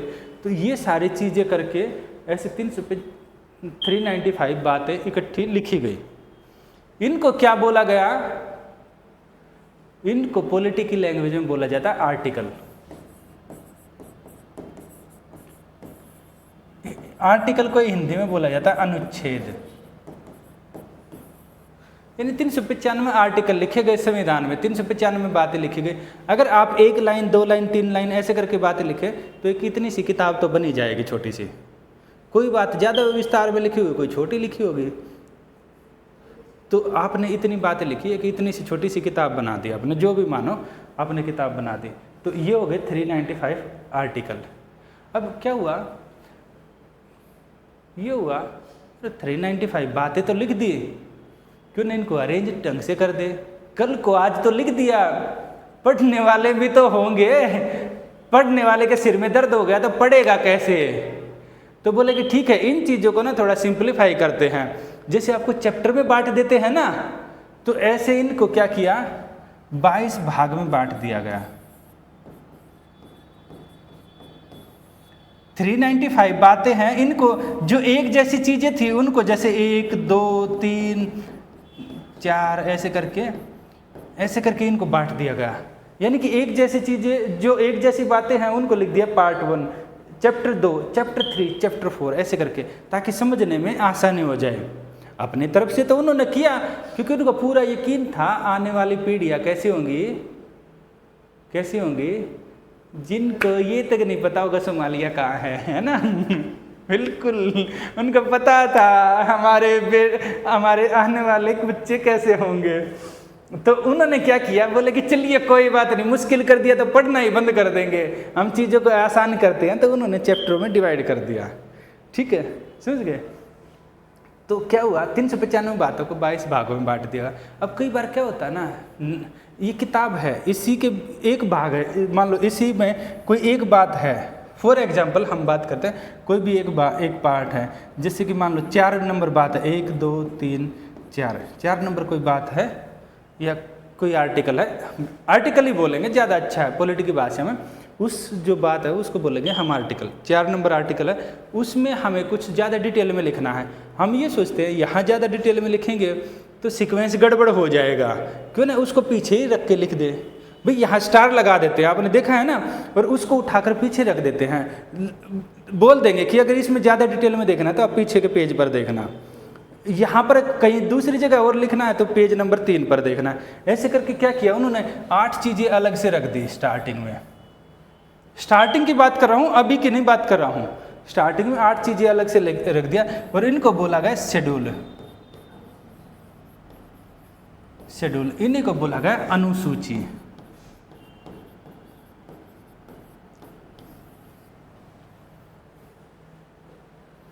मैंने आपका संविधान बना दिया, पूरा बना दिया ना, यानी आपका संविधान ऐसे बन के तैयार हो गया, इकट्ठा करके उन्होंने वो कर दिया।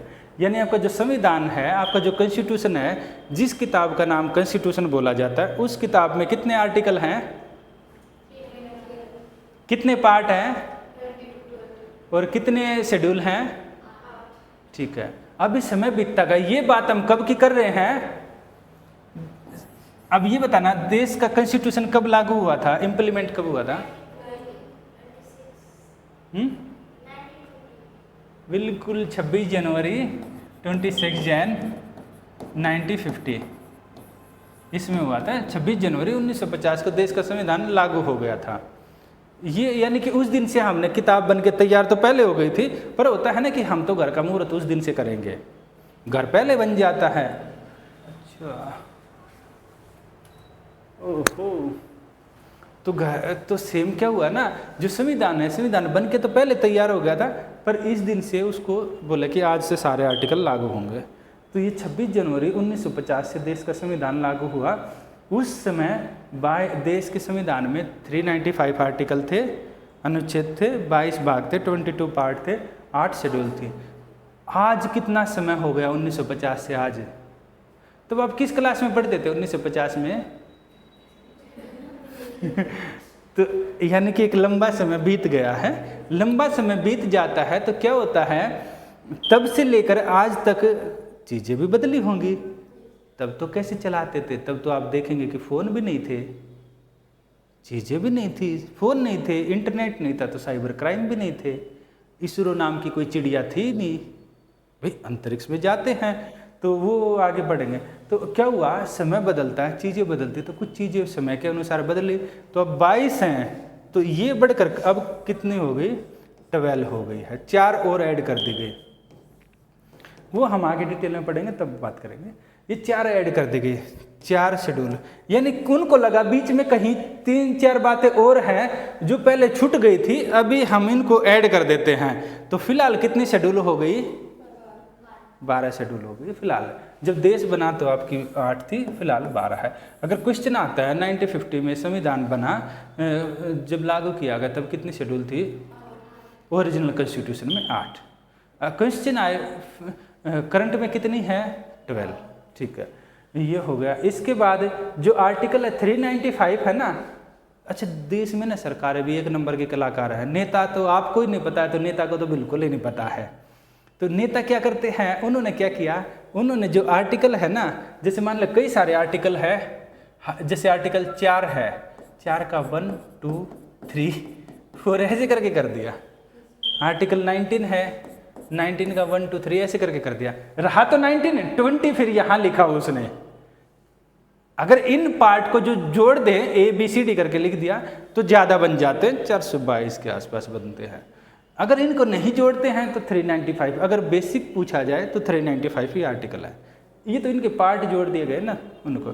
कुछ किताबें इन पार्टों को शामिल कर लेती हैं, कुछ किताबें नहीं शामिल करती हैं।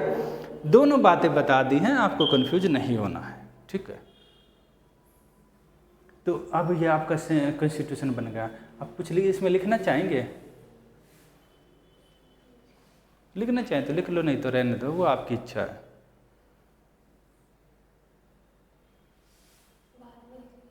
ठीक है, बाद में लिख लेना। ये आपके फैक्ट के क्वेश्चन बन जाते हैं साथ साथ, क्योंकि मैं आपकी जो क्लास है ना, पॉलिटी की क्लास एकदम ऐसे कहानी के रूप में चलती है। खूब सारे सिनेरियो क्रिएट करते हुए, प्रैक्टिकल आपको दिखाते हुए चीज़ें, तभी आपको वो लाइव लगती है क्लास, तभी जीवंत बनती है। नहीं तो फिर तो किताबें उठाकर 4 बार दिमाग खराब हो जाएगा उठा के पढ़े तो। और इससे क्या रहेगा, जब हम इंडिया में जब कॉन्स्टिट्यूशन की बात करते हैं तो कॉन्स्टिट्यूशन में कुछ बेसिक चीज़ों की हम बात कर लेते हैं। अब 395 आर्टिकल हैं, इनमें कुछ मेन पार्ट की बात करते हैं। कितने पार्ट हैं आपके? यानी कि कॉन्स्टिट्यूशन में आप लिखना चाहें तो ऐसे लिख सकते हैं, कॉन्स्टिट्यूशन यानी ओरिजिनल कॉन्स्टिट्यूशन, मूल संविधान में है। आप लिख ले 26 जैन 1950। इसमें कितने थे? इसमें थे 395 आर्टिकल आर्टिकल 22 पार्ट और 8 शेड्यूल। 395 अनुच्छेद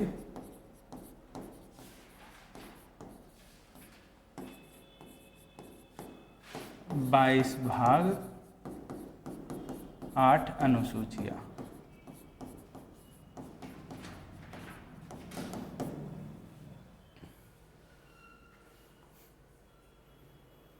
यानी 22 चैप्टर थे आपके कॉन्स्टिट्यूशन में। क्यों न देश जब संविधान के आधार पर चल रहा है तो कुछ देख ले आर्टिकल को। हाँ, इसके बाद हुआ, इसके अलग अलग समय, जैसे एक जोड़ा था आपका 1992 में, अलग अलग समय जोड़ा। वो जब आगे संविधान पढ़े ना, जिसमें एक में पंचायती राज है, इसके अलावा आपकी अलग अलग लैंग्वेज से लेकर काफ़ी चीज़ें हैं, वो हम पढ़ेंगे। एक में जैसे आपकी ये है कि पार्टी नेता आया राम गया राम करके एक मुहावरा भी चला था। एक बार नेता इस पार्टी में, दूसरा ज़्यादा पैसे दे उस पार्टी में। इसको रोकने के लिए भी कानून बनाया, उसको बोला कि आर्टिकल उसके 10वीं शेड्यूल में शामिल किया गया। ऐसे अलग अलग हैं, हम पढ़ेंगे आगे, ठीक है। जैसे 9 शेड्यूल है, 9 शेड्यूल को बाद में जोड़ा गया था, तो ऐसे करके पढ़ेंगे। तो ये है ना, ये हो गए आपके, ये है आपके। हाँ, वैसे 9वां है ना, मैं हल्का सा बता देता हूँ आगे डिटेल में आपकी जानकारी के लिए। जो 9th शेड्यूल है ना, ये किससे रिलेटेड है? ये वो है कि सरकार अगर कोई कानून बनाएगी तो जो सुप्रीम कोर्ट है उसको खारिज नहीं करेगा, इस तरह की करके एक बनाई गई थी। वो आगे बता दूंगा किस लिए, क्योंकि इंडिया में ना, इंडिया में जो रिफॉर्म किए गए ना, वो काफ़ी ज़्यादा वो किए गए थे ज़मीन को लेकर, तो उसको लेकर बनाई गई शेड्यूल। जो 10वीं शेड्यूल बनाएगी उसमें जो पार्टी जो दल बदल करते हैं उनसे रिलेटेड, बाद में दिखा रहे यहाँ ये भी गड़बड़ हो सकता है, लोग नेता इधर उधर भी जा सकते हैं, तो उसको लेकर है। जो 11th और 12th हैं, ये आपकी पंचायती राज और नगर पालिका को लेकर बनाई गई थी। ये बाद में उनको याद आया, अच्छा पंचायतें भी कुछ चीज़ होती हैं, हल्का सा तो था पर बाद में ज़्यादा उनको समझ में आया, और नगर पालिका ये करके। ये हम जैसे जैसे संविधान पढ़ेंगे ना आगे, ये आपको डिटेल में पढ़ते जाएंगे। अभी के लिए, क्योंकि अभी देश आज़ाद हो रहा है, अभी तो देश को आज़ाद करवा रहे हैं, समय बीतेगा तभी आगे पढ़ेंगे। तो अभी क्या है, 395 अनुच्छेद ये होगा। हम बात करते हैं जो 22 भाग हैं ना, पार्ट हैं, ये भाग हैं इनके, तो इसमें हम कुछ मेन पार्ट को देख लेंगे, सबको तो नहीं देखेंगे, जो हमारे काम के हैं उन पार्ट को हम देख लेते हैं। जैसे फॉर एग्जाम्पल पार्ट 1 है, पार्ट 1 में क्या लिखा है? पार्ट 1 है, सबसे पहले हम किस चीज़ की बात करेंगे? हाँ, संघ क्या मतलब? बिल्कुल यूनियन, आपने एकदम सही बोला। पार्ट 1 में संघ और उसके राज्य क्षेत्र। हम क्यों बात करेंगे? क्योंकि बताया ना सबसे पहले देश। भाई आपका नाम क्या है? आर्टिकल 1 ये है, India that is Bharat is the union of state. अब भारत में कौन कौन हो गया? अब जैसे आपसे पूछा जाए आपका नाम क्या है, आपने बोला कि मेरा नाम ये है, क्या नाम है आपका? आपका प्रिया। तो ठीक है, तो आपसे आपका नाम पूछा जाए, अगला बात कहाँ पर रहते हैं, क्या काम करते हैं, यही तो पूछेगा ना। तो पहले पार्ट में है इंडिया के बारे में, हम इसको देखेंगे इंडिया के बारे में, सामान्य रूप से इंडिया यानी भारत के बारे में है। इसको संघ और उसका राज्य क्षेत्र भी बोल सकते हैं, जो बोला यूनियन एंड इट्स टेरिटरी, यानी देश क्या है और कितने एरिया में है, आपकी हाइट क्या है। किसी के अगर आप बताने लगे अपने फ्रेंड का परिचय, तो क्या होगा, मैं आपसे पूछूं कि आपकी फ्रेंड नहीं आई, आप पूछेंगे कौन सी वाली, ये वाली, वो वाली, कौन सी वाली, समझ गए आप उसका परिचय। यानी इंडिया और क्या है, इंडिया का एक एरिया भी होगा भाई, किसी एरिया में तो है, इंडिया का ये एरिया है, पाकिस्तान तो इसमें शामिल नहीं है। तो यूनियन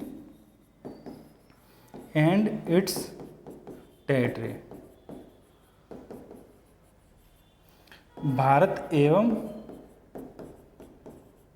उसका राज्य क्षेत्र, यानी देश और उसका एरिया क्या है, ठीक है। यानी सिंपल इंडिया के बारे में पहला है। अब दूसरी बात क्या आती है, आपको दूसरी बात क्या पूछेंगे, कौन रहता है देश में? भाई देश में लोग ही रहते हैं ना, आप कैसे पहचान करोगे कौन इंडिया का है कौन पाकिस्तान का इंडिया में रह रहा है? आपको पता है, चला दे थोड़ी देर, ठीक है, बीच बीच इसको ना ऊपर करके देखते हैं, अगर हो जाएगा ना, इतनी तो हाइट हमारे में नहीं है।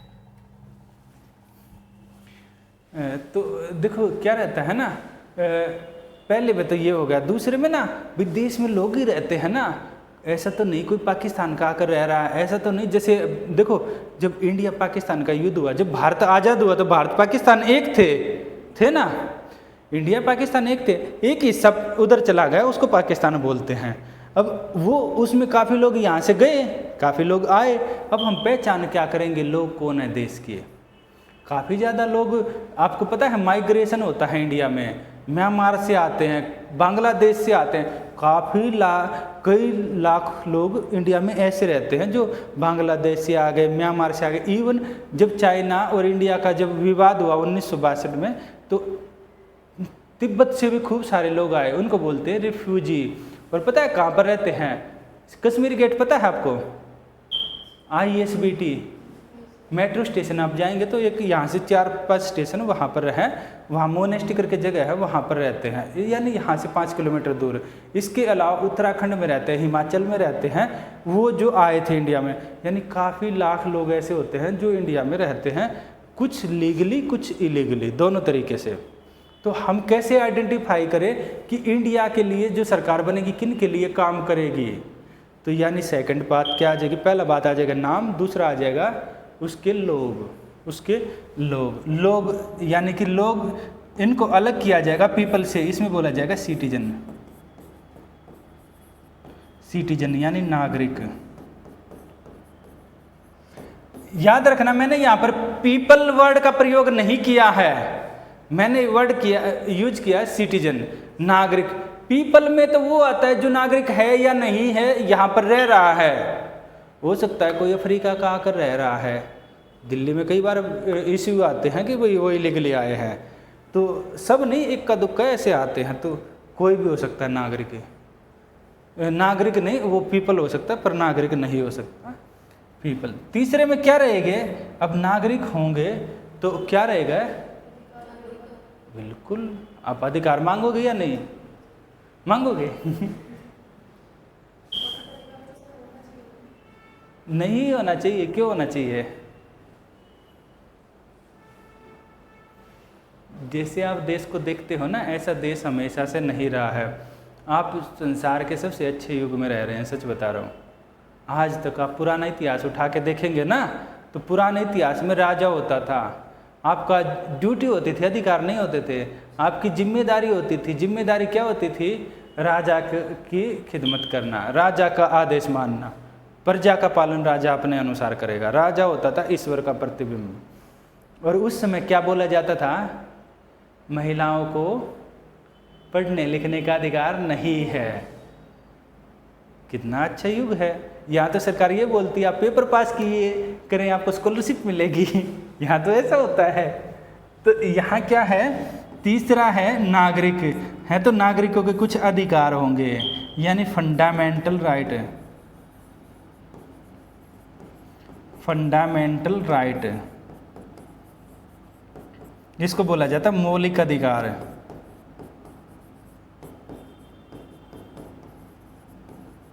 और ये अधिकार हैं, ये अधिकार छीन कर लिए गए हैं, अंग्रेजों ने दिए ही नहीं थे।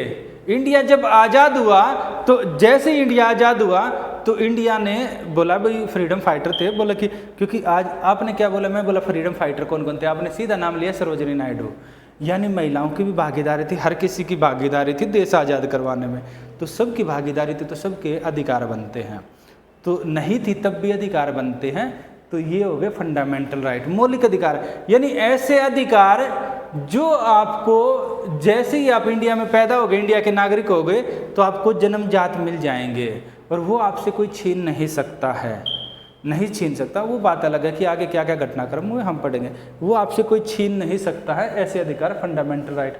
और ये क्यों दिए जाते हैं? ताकि व्यक्ति संसार का सबसे बुद्धिमान प्राणी है, सबसे बुद्धिमान ये है जाति है, स्पीसीज है व्यक्ति। तो ये क्या है, इंडिया संसार के ऊपर राज करता है और ऐसे को उसकी ग्रोथ से आप रोकना गलत है, ग्रोथ से रोकना गलत है। तो उसकी ग्रोथ के लिए जो बेसिक चीज़ें क्या क्या होनी चाहिए भाई, क्या क्या चीज़ें बेसिक बुनियादी चीज़ें तो होना चाहिए ना। आपके लिए खाना तो होना चाहिए, खाना ही नहीं खाओगे तो क्या करोगे। तो जो बुनियादी चीज़ें हैं ये दी जा गई हैं, आपकी जो बेसिक चीज़ें हैं ये हैं आपकी फंडामेंटल राइट, यानी आपकी ग्रोथ के लिए जो अधिकार दिए गए फंडामेंटल राइट। अब अधिकार हैं तो कुछ ये होता है, अधिकार तो ज़्यादा मांगे गए थे, पर क्या हुआ उस समय देश कैसा था जब आज़ाद हुआ देश। आपने देखा है किसी ने देश कैसा था उस समय? कभी देखा हो? चलिए आपको दिखा के लेकर आएंगे। उस समय देश काफ़ी गरीब था, सुना है ना, अंग्रेज पूरे देश को लूट के चले गए थे। देश गरीब था, गरीब व्यक्ति क्या देगा अपने लोगों को? अधिकार है, सोचता तो बहुत कुछ है। जैसे पिताजी के पास पैसे कम है तो वो क्या देगा, वो बोलेगा जितना है उतना कर लो, बाकी जितना हो सकता है आने वाले समय में दिया जाएगा। तो ये क्या हो गया, इसको बोला गया देश ने क्या किया, डायरेक्टिव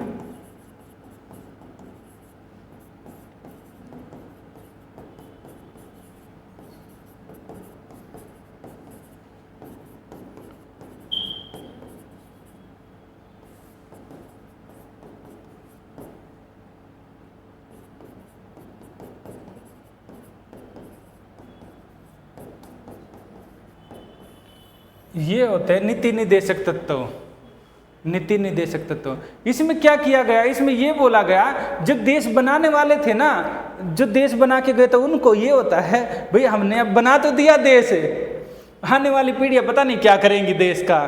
तो इसमें कुछ अधिकार जो लोगों को, जो हम ये सोचते हैं भाई ठीक है आने वाले समय में हम दे देंगे, अभी पैसा नहीं है, आने वाले पर पैसा चुकता कर देंगे, कुछ अधिकार दे देंगे, एक तो वो किया शामिल। उसके अलावा ये किया, अरे सरकार तो आपने बना दी, सरकार के लिए कुछ तो लैंप के रूप में काम करना चाहिए, होता है ना। आपके माता पिता आपको क्या सिखाते हैं? सच बोलना चाहिए,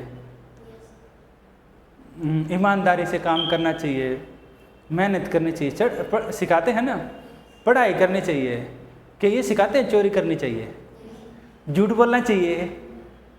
नहीं सिखाते। लड़ाई झगड़ा करना चाहिए, सिखाते हैं? तो सेम चीज़ ये, जब आप संविधान बनाया तो संविधान बनाने वालों ने देश को कुछ एक डायरेक्शन दी कि जो आने वाली सरकारें हैं वो इस दिशा में काम कर सकती है। तो उसको बोला गया डायरेक्टिव। डायरेक्टिव यानी कि निर्देशक, प्रिंसिपल सिद्धांत, यानी कुछ सिद्धांत है जैसे चोरी न करे, पाप न करे। ऐसे राज्य देश चलाने के लिए ये तो नहीं बोलेंगे चोरी न करे, पाप न करे, यानी कि लोगों के लिए क्या काम करे, सरकारें कैसी हो, किस तरह देश ज़्यादा अच्छा बने, उसके लिए कुछ प्रिंसिपल बनाए गए of state, directive principle of state. राज्य की नीति के निर्देशक तत्व, यानी कि सरकार को इस दिशा में काम करना चाहिए। ठीक है, ये बना दिया। इसके बाद क्या हुआ, फिर समय बीतता जाता है, इतना ही बना के छोड़ गए थे वो, आगे फिर उन्होंने और चीज़ बनाई। फिर क्या हुआ, अब समय बीता, बात आई 1976 के आसपास की, 1976, 50 में आज़ाद हुआ, तकरीबन 26 साल बीत गए। 50 में लागू हुआ था ना, आज़ाद तो 47 में हो गया था, 76 साल बीत गए। उस समय इंदिरा गांधी का समय था, जेपी का आंदोलन चल रहा था, जयप्रकाश नारायण करके एक लीडर हुए हैं, उनके आंदोलन चल रहा था। तो उस समय ये बोला गया कि आपको अधिकार भी दे दिए, हमसे भी आप अधिकारों की मांग कर रहे हो, आपकी भी तो जिम्मेदारी है, नहीं है भाई? आपके माता पिता ये बोलते हैं कि आपको चोरी नहीं करे, आपकी जिम्मेदारी है ना कि चोरी नहीं करे। या ये है कि माता पिता ने बोला इस कान से निकला, चलिए जो मिला उठा ले, आपकी भी जिम्मेदारी। तो कुछ जिम्मेदारियाँ बाद में याद आई, क्योंकि जब जो देश बनाने वाले थे उनको जिम्मेदारियों का ज़्यादा नहीं आइडिया रहा, तो इसमें शामिल किया गया फंडामेंटल ड्यूटीज। ये था आपका 4 पार्ट ये शामिल किया गया, 4 में ही ए लगा दिया गया, 4 में ही ए लगा दिया गया। इसको बोला गया मौलिक कर्तव्य।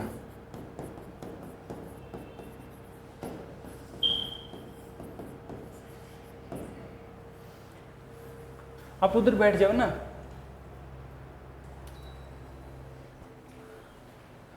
तो ये क्या है, ये हो गया फंडामेंटल ड्यूटीज, इतना तक है। अब ये चीज़ें क्या हैं भाई, ये चीज़ें हैं लोगों के लिए, सारी चीज़ें देखना, सबका फोकस किस पर है, सिटीजन पीपल पर। भाई सरकार किसके लिए काम करे, किसके लिए काम करे, क्या काम करे, ड्यूटी क्या हो, यानी स्टेट पीपल। अब इसके बाद जो अगला बनाया गया, जो 5 पार्ट है, 5वां पार्ट बनाया गया कॉन्स्टिट्यूशन का, पार्ट नंबर 5 नहीं 4 था, बताया ना, नेताजी ने 4 के ए में ही जोड़ दिया। ये उन्होंने सोचा कि अलग से क्यों बनाएंगे, ज़्यादा चीज़ें करनी पड़ेगी 4 के ए में। मैंने बोला ना बाद में जोड़ी गई कई सारी चीज़ें, 22 पार्ट है, मैंने बोला पार्ट तो 22 ही है। अब भी जब कॉन्स्टिट्यूशन बना तब भी 22 थे, उसी में ये जोड़ते गए। ये नया पार्ट था, चाहते तो उसको 23 पार्ट बना देते, पर उन्होंने इसी में जोड़ दिया ताकि पढ़ने में आसानी हो। ठीक है, तो अब पार्ट बनाया 5, इसका नाम रखा यूनियन, संघ। संघ का मतलब है सेंट्रल गवर्नमेंट को बोला गया यूनियन, देश की सरकार, पूरे देश की सरकार क्या होगी, यूनियन। ये हो गया 5 पार्ट। अब देश की सरकार तो होगी, इसमें क्या रहा, इसमें राष्ट्रपति, प्रधानमंत्री, प्राइम मिनिस्टर, इसके पार्लियामेंट, लोकसभा, राज्यसभा, लोकसभा का स्पीकर, राज्यसभा का स्पीकर, वाइस प्रेसिडेंट, इस तरह की जो भी बातें होंगी वो इसमें है कि देश, पूरे देश कैसे चलेगा, देश की मोटी मोटी बातें। फिर क्या हुआ, फिर इसके बाद एक और पार्ट जोड़ा गया, अगला पार्ट नंबर 6, सीक्वेंस वाइज बने। ये ऐसा नहीं है कि उठाकर उन्होंने सोच कर अच्छा पूरे देश की सरकार बन गई, अब स्टेट की सरकार बनाते हैं। इसी की रेप्लिका सोचा कि नई चीज़ें बनाएंगे तो याद रहे न रहे, क्यों न इन्हीं चीज़ों को यहाँ डाल दें। जैसे राष्ट्रपति होता है ऐसे गवर्नर हो जाएगा, प्रेसिडेंट गवर्नर, राष्ट्रपति राज्यपाल, ऐसे करके बनाया। पार्ट 6 बनाया स्टेट के लेकर, यानी कि राज्य। गवर्नर कौन होगा, चीफ मिनिस्टर कौन होगा, काउंसिल ऑफ मिनिस्टर क्या रहेगी, लेजिस्लेचर क्या होगा, इसके अलावा विधानसभा क्या है, विधान परिषद क्या है, स्टेट लेजिस्लेचर क्या है, स्टेट काउंसिल क्या है, यानी कि इस तरह की जो बातें हैं वो यहाँ डाली गई स्टेट के लेकर।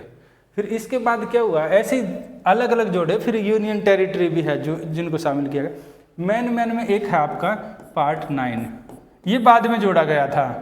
इसमें आपका है पंचायतें, 9 और 9A करके हैं, ये है आपका PRI, Panchayati Raj institution and municipality.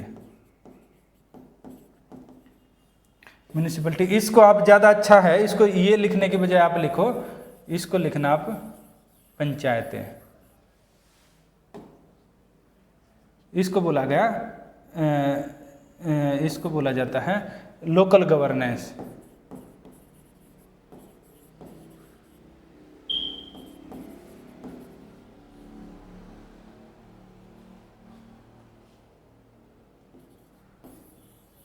स्थानीय शासन, लोकल गवर्नेंस या गवर्नमेंट भी बोला जाता है। इसमें 2 आता है, एक तो आता है अर्बन लोकल बॉडीज, UL भी बोला जाता है, और दूसरा बोला जाता है PRI, पंचायती राज इंस्टीट्यूशन। इसमें आ जाता है शहर स्थानीय निकाय में, जैसे नगर पालिका वगैरह आएगा, इसमें आएंगे पंचायतें, ये शामिल किया गया। ऐसे करके इसको ना, इसका स्पेसिफिक नाम यही है। तो ये करके उन्होंने एक बाग बनाया, बाद में बनाया। ये बताया ना कि कई सारी चीज़ें बाद में जोड़ेगी, इसलिए इस तरह का मिलेगा आपको 9A। ऐसे करके एक देखा कि देश में इलेक्शन तो होने चाहिए ना, कौन करवाएगा, फिर ऐसे इलेक्शन का बाग जोड़ दिया गया। ऐसे करके ना अलग अलग जोड़ दिए गए। मेन यही है हमारे काम के। जब हम इसको 2 चीज़ों में डिवाइड कर, हाँ लिख लिया, ULB अर्बन लोकल बॉडी, शहरी स्थानीय निकाय, जिसमें कि आपकी नगर पालिका आ जाएगी, नगर निगम आ जाएगा, ये आ जाएगा, यानी म्यूनिसिपैलिटी वगैरह आ जाएगी, ये आ जाएगी। ठीक है, तो ये जोड़ा गया ना, तो इसमें क्या है, इसमें हम देखो इसको अगर ब्रॉडली एनालिसिस करें तो हमें दो चीज़ें दिखाई देती है। एक तो दिखाई देता है सिस्टम। सिस्टम क्या, 3 तरह का सिस्टम, 3 टायर सिस्टम। यहाँ पर है सेंटर, सेंटर को बोला गया यूनियन, दिखाई दिया, ये है यूनियन, ये है ना, इसको अगर उठा कर रखें तो यूनियन है ना। दूसरा है हम इस भाग को रखें तो ये हो गया आपका स्टेट वाला पार्ट, स्टेट। और जो अर्बन लोकल बॉडी है डिस्ट्रिक्ट लेवल पर है तो इसको उठाकर रखें तो ये हो गया इसका नीचे वाला पार्ट। इसको बोला जाता है ग्रास रूट लेवल डेमोक्रेसी, ये पंचायत है। यानी ऐसे 3 टायर सिस्टम बनता है, हम देखते हैं देश में। तो यानी कि एक तो है सिस्टम कैसे चलेगा, ये क्या होगा, पूरा सिस्टम, देश कैसे चल रहा है, ये वो सिस्टम है, सिस्टम यानी देश कैसे चलेगा, कौन कहाँ पर क्या बनेगा, ये बना है, संविधान में लिखा हुआ है। दूसरा अगर हम इसको देखें तो दूसरा हमें क्या दिखाई देता है, यहाँ पर देखो, यहाँ पर क्या है आपको, पीपल यानी लोग, पीपल में ही शामिल कर दो, पीपल या सिटीजन। उसके अलावा भी होते हैं कुछ जो देश में रहते हैं, हर व्यक्ति का कुछ ना कुछ अधिकार होता है, नागरिकों के अधिकार ज़्यादा होते हैं, इसलिए यहाँ सिटीजन स्पेसिफिक कर दिया। यानी नागरिक भी पीपल का हिस्सा हैं, पीपल। फंडामेंटल राइट भी होंगे, जो लोग रहेंगे उनके फंडामेंटल राइट तो होंगे। सरकार उनके लिए स्कीमें बनाएगी, सरकार उनके लिए काम करेगी, लोगों के लिए, ताकि उनका भला हो। फंडामेंटल ड्यूटीज किन की होंगी, लोगों की होती है। तो हम जब देखते हैं तो यानी कि 2 चीज़ें हमें दिखाई देती है संविधान में। एक तो दिखता है सिस्टम ये है ना आपका, ये है आपका सिस्टम दिखाई दिया, और दूसरा हमें दिखाई दिया है इसके साथ पीपल, यानी कि ये है व्यवस्था, सिस्टम और लोग। यानी जो सिस्टम वो किसके लिए काम करेगा, किसके लिए, लोगों के लिए। इसलिए आप कॉन्स्टिट्यूशन की जब प्रीएम्बल देखेंगे तो वहाँ पर क्या लिखा है, we the people of India, हम भारत के लोग। We the citizen of India नहीं लिखा है, we the people of India, हम भारत के लोग। We the people of India, ये आपकी एक ये रही कॉन्स्टिट्यूशन की प्रीएम्बल, दिखाई दिया। इधर इंग्लिश में है उधर हिंदी में है, पूरी याद कर लेना। We the people of India having sovereign socialist secular democratic republic and to secure its citizen justice liberty equality fraternity. ये है ना संविधान की उद्देशिका, न्याय, स्वतंत्रता, समानता, सारी चीज़ें जो भी हैं।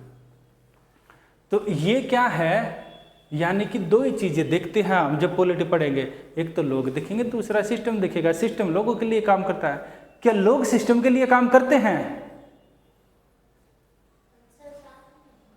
साथ में करते, पर ज़्यादातर लोगों ने अपने अच्छे के लिए तो सरकार बनाई है ना, सिस्टम लोगों के लिए। वही हमारा कॉन्स्टिट्यूशन का पार्ट है, यही हमारा कॉन्स्टिट्यूशन में हम मेन पढ़ेंगे। इसके अलावा जो बॉडीज होती हैं, जैसे इलेक्शन वगैरह कैसे होते हैं, वो सारी वो डिटेल में पढ़ेंगे। इतना आपको नोट करना है तो नोट कर लो, आप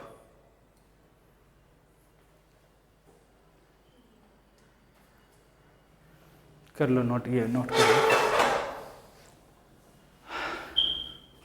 आपने कर लिया, अच्छा आपने साथ साथ कर लिया।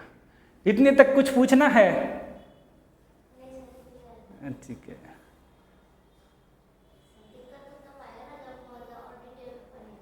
नहीं दिक्कत नहीं आएगा, ये कितना डिटेल में पढ़ रहे हो आपको पता ही नहीं लग रहा है, ऐसे ही दिक्कत नहीं आएगा।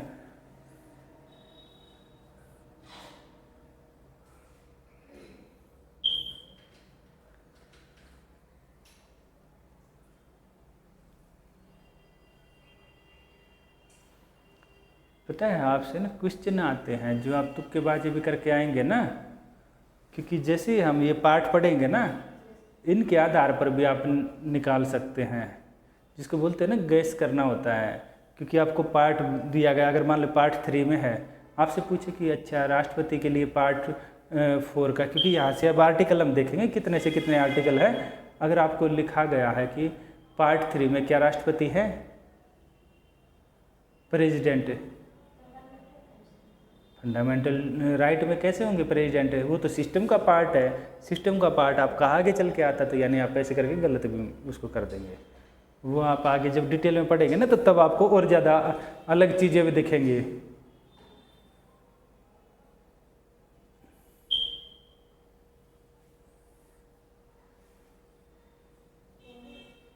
हो गया?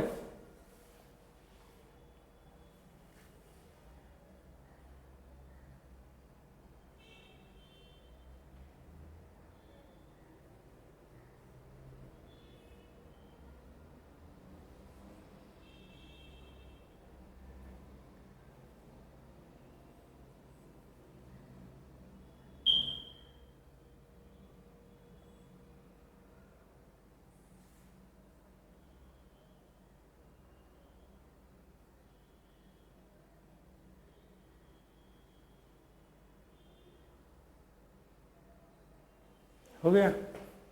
हो गया बेटा? जो हम देख रहे थे ना, देखो ये यही है।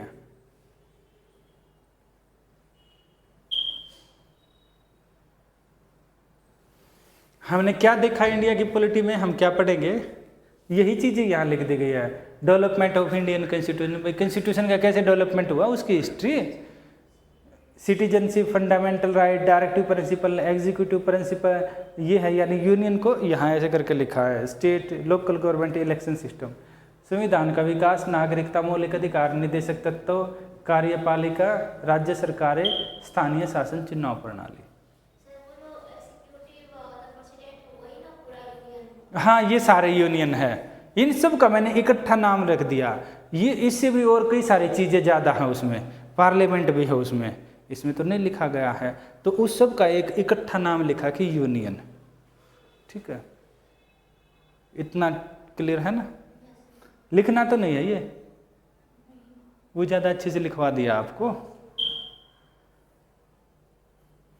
चलिए कल पढ़ेंगे हम देश का, ये 3 लाइनें लिख लो ताकि आपको एक याद रहे।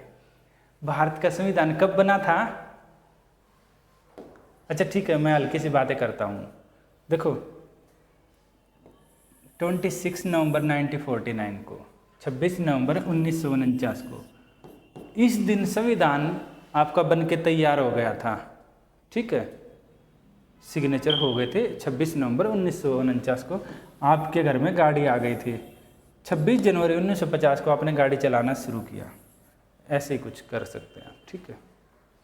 यानी इस दिन बन गया था और इस दिन संविधान लागू हुआ। ये अलग अलग पूछ लिया जाता है फैक्ट के रूप में, थोड़ा याद रखना कब बना था और कब ये आपका लागू हुआ।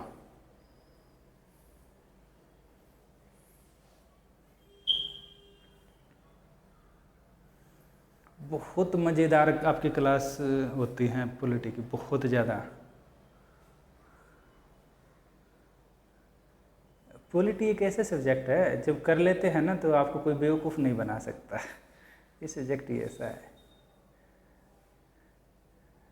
गांधी जी से एक बार पूछा गया कि देश को कौन चला रहा है। गांधी जी ने जाकर पूछा आंध्रा के आसपास, उस समय मद्रास प्रेसिडेंसी थी।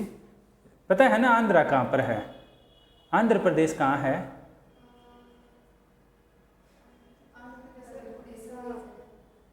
उससे नीचे है, ठीक है। मैप याद करना कल, ठीक है। लिखो, होमवर्क के रूप में आपको दिया जाता है मैप याद करना, ठीक है। ये आपने लिखा, पहले इसके बारे में बात करेंगे। ये तो मैंने लिखवा दिया आपको।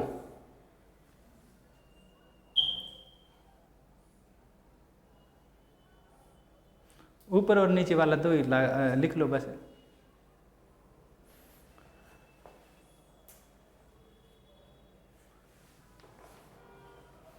The constitution of India was passed and adopted by assembly. बस ये लिख लो, अडोप्टेड बाय असेंबली, ये है, यानी कि इसको इसके द्वारा अपनाया गया। दूसरा है, ये है लागू किया गया। The constitution came into force, came into force. क्यों? अब ये भी बात आती है, अभी बात करेंगे। लिख लिया। ये बताओ, जो देश का जो कॉन्स्टिट्यूशन बना था, देश का संविधान बना था, ये आपका बना था 26 नवंबर 1949 को, ठीक है, यही है ना। 26 नवंबर 1949 और 26 जैन 1950 में ये आपका फोर्स किया गया था, इनेक्ट किया गया था, ये आपका केम इनटू फोर्स आ गया था, यानी लागू हो गया था संविधान। तो जब ये लागू हुआ था, अभी कौन सा महीना चल रहा है आपका? नवंबर वाला है, इस साल का महीना है ये, नवंबर है। अगला महीना आएगा दिसंबर, फिर आएगा जनवरी। आज तारीख होगी 2015, यानी आज से 11 दिन बाद आपको संविधान दिवस के रूप में दिखेगा। देखना, आपको इस पेपर में आपको एडवर्टाइजमेंट मिलेंगी उस समय 26 नवंबर को। फिर क्या हुआ, 26 जनवरी को आपकी परेड होती है, आपने देखा है, तो वो परेड भी होती है, देखी है किसी ने? टेलीविज़न में तो देखी होगी। हाँ तो ठीक है, ये 26 जनवरी को परेड होती है। आपको देखने चलना है तो हम पास अरेंज करवा देंगे, दिखाना, ठीक है, ठीक है, आपको VIP पास अरेंज करवा देंगे आपके लिए। तो ये क्या रहता है, पहले पर बताना होगा 15 दिन पहले, ठीक है। ये है आपका 26 जनवरी को देश में संविधान लागू। गैप क्यों रखा गया भाई? इस दिन तो बन के तैयार हो गया था अगर आपका मकान, तो आप उसी मकान में उसी दिन क्यों नहीं रहने आए? उसी दिन क्यों नहीं लागू कर दिया गया, बताइए?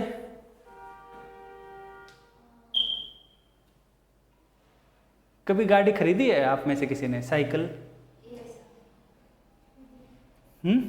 खरीदी है? आते ही चलाना शुरू कर दिया था? क्यों? वेट किस चीज का किया था?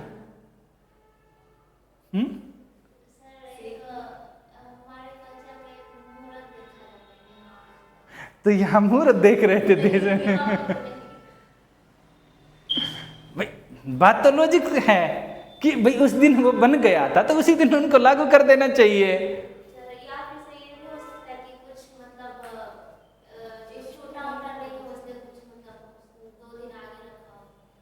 दो दिन आगे रखा, वो तो 2 महीने 2 महीने आगे करेंगे।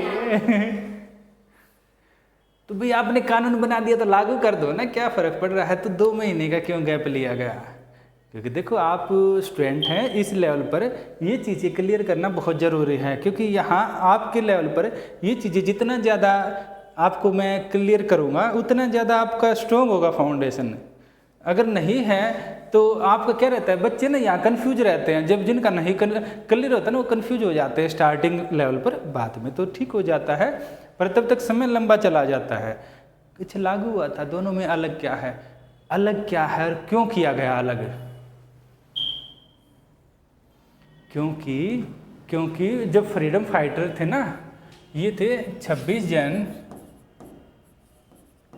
1930, रावी नदी, रावी रिवर, ये फिलहाल पाकिस्तान में भी बहती है। जो 5 नदियां हैं, सिंधु, व्यास, झेलम, ऐसे करके इनमें एक रावी नदी है। इसके किनारे लाहौर, नाम सुना है? लाहौर में इंडिया की जो कांग्रेस थी उस समय की, जो मेन पार्टी थी, अभी वाली कांग्रेस नहीं, काफ़ी पार्टियों का समूह था, कांग्रेस थी। कांग्रेस ने अपना एक सम्मेलन किया था, अपना एक समिट किया था। उस समिट में उन्होंने ये बोला था, हम तो आज तिरंगा झंडा फहराते हैं। जैसा तिरंगा झंडा अब है, चक्कर है और वो है, उस समय ऐसा नहीं था, उस समय सादा था, बीच में चरखा था। पर उन्होंने जैसे भी किया, तिरंगा झंडा उन्होंने फहराया और ये माना कि आज से हम ये मानते हैं अपने मन में हम फ्री हैं। जैसे आप अपने मन में माने कि हम SDM हैं, तभी आप उसके अनुसार प्रयास करेंगे। उन्होंने अपने मन में माना कि हम फ्री है और हम ऐसी कोई चीज़ स्वीकार नहीं करेंगे, धीरे धीरे करके उसके लिए प्रयास करेंगे।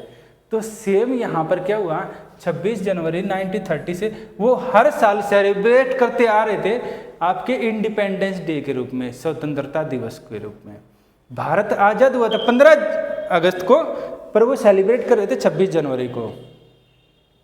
तो जब सेलिब्रेट करते आए थे तो 26 नवंबर 1949 को, अब भारत आज़ाद करवाना तो उनका ये तो था नहीं कि अंग्रेज किस दिन छोड़ के जाएंगे, वो तो उनके हाथ में नहीं था।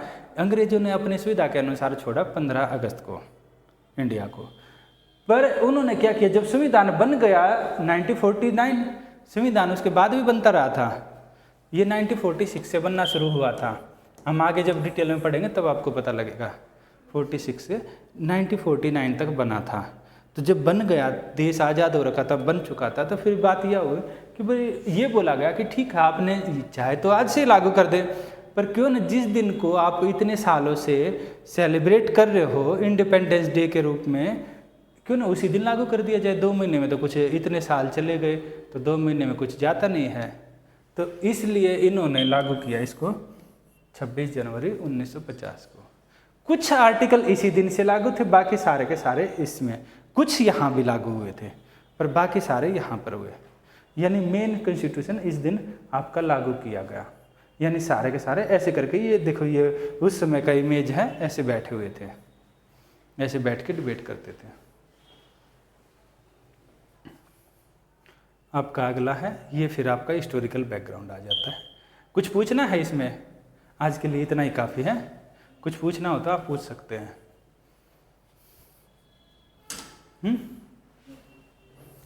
ठीक है।